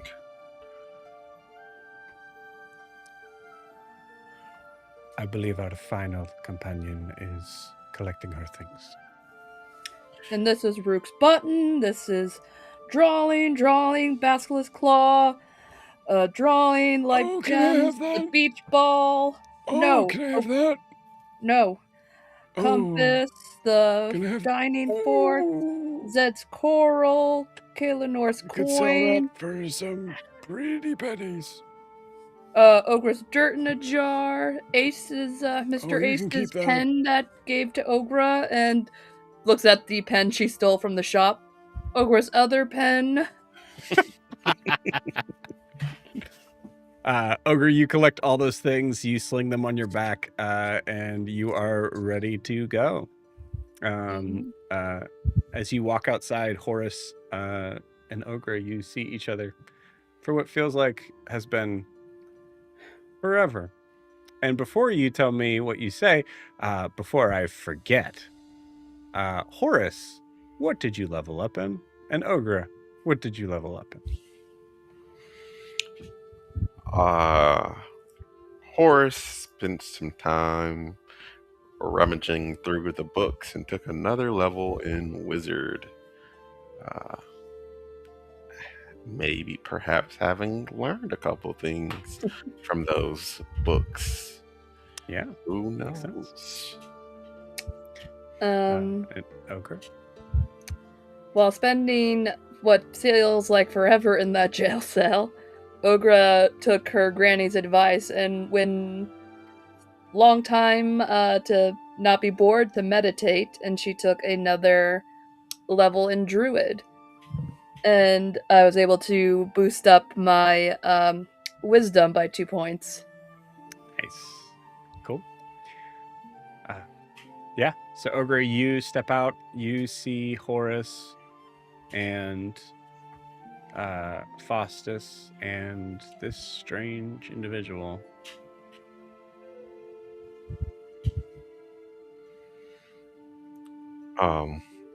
Horace walks up to Ogre finally you're free, and he gives her a hug, and then catches himself, and he's like, "What the fuck am I doing?" Ogre fully hugs him back and lifts hell yeah. in the air. I got this for you. I'm sure you haven't had a good meal all night. Here, this is for you. And I give her the basket that I put it is a good meal in there. It is a good meal in there. It's not the best stuff. The best stuff. It's not Ogre goes full goblin on it and just goes. I mean, does it have flavor? That's kind of the big question. Yeah. That's the question of the night, actually. So. And as she, as Ogre's going goblin mode, I just turn to Faustus and this is Ogre. Oh, nice to meet you. And puts out a really dirty hand, whatever was the food.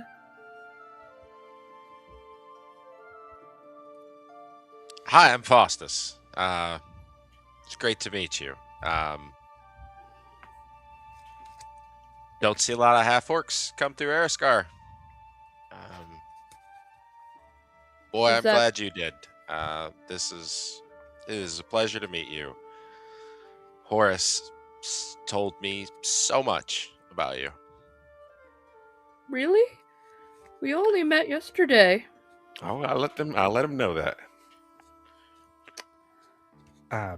Excuse me. I hate to interrupt, but unfortunately, daylight is scarce. We should. Eisenheimer waits, yes? Wait. Mr. Ace promised we had to bury the hatchets before we leave. I looked to Faustus. I did promise that we would bury the hatchet. You said 2. We can. Two of them. Yeah. Me and the priest can just go stand over there while you two do that. I don't think you understand. Perhaps we could do so at the base of the mountain, yes? Yeah, we could. Yeah, we'll walk ahead and you two can talk it out. It seemed like you were already got over it, though, with that hug. We have to bury literal hatchets. It's a whole thing. It's more a symbolic thing. Of course. I'm assuming you have the hatchets? I actually left them. What's it called? The inside? Great. So, I guess you want to use my hatchets then? No. I have some personal effects that I'll go It'll be real quick. Well, We're Ogre in has and- this dagger, and it's not a hatchet, but it can work. No, I'll get the hatchets. It'll just take me 5 minutes, and I'm gonna leave the three of them there and just run to the inn to go get my my It's things. technically on the way. Yeah, okay.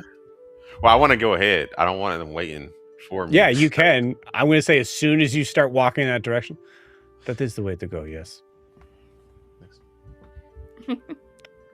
Perhaps we follow at a distance. Yeah, we can let them talk.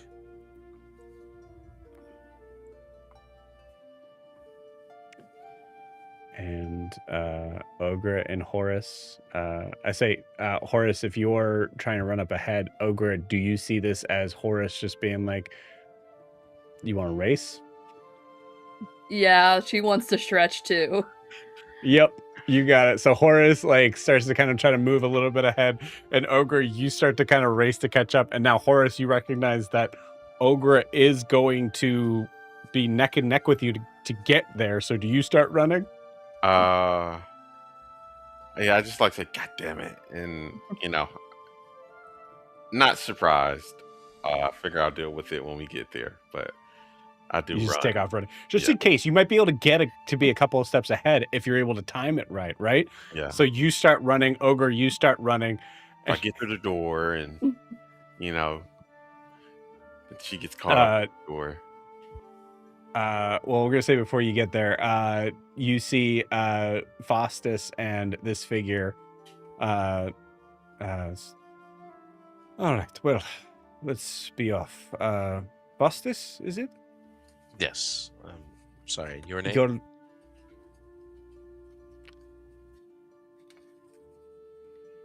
It is more custom to understand someone's full name that you are taking such a long journey. Faustus Samil.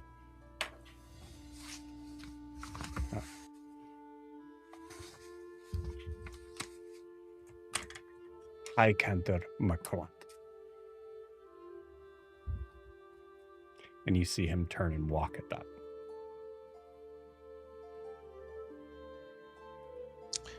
Alrighty. And with that, with Ogre and Horus running up the street, High Cantor Merquant and Faustus walking behind, we pan up into the continuous stretch towards the large mountain that is spanning the horizon ahead. And with that, we will end tonight's session. We will see you all next year. Next Bye-bye. year.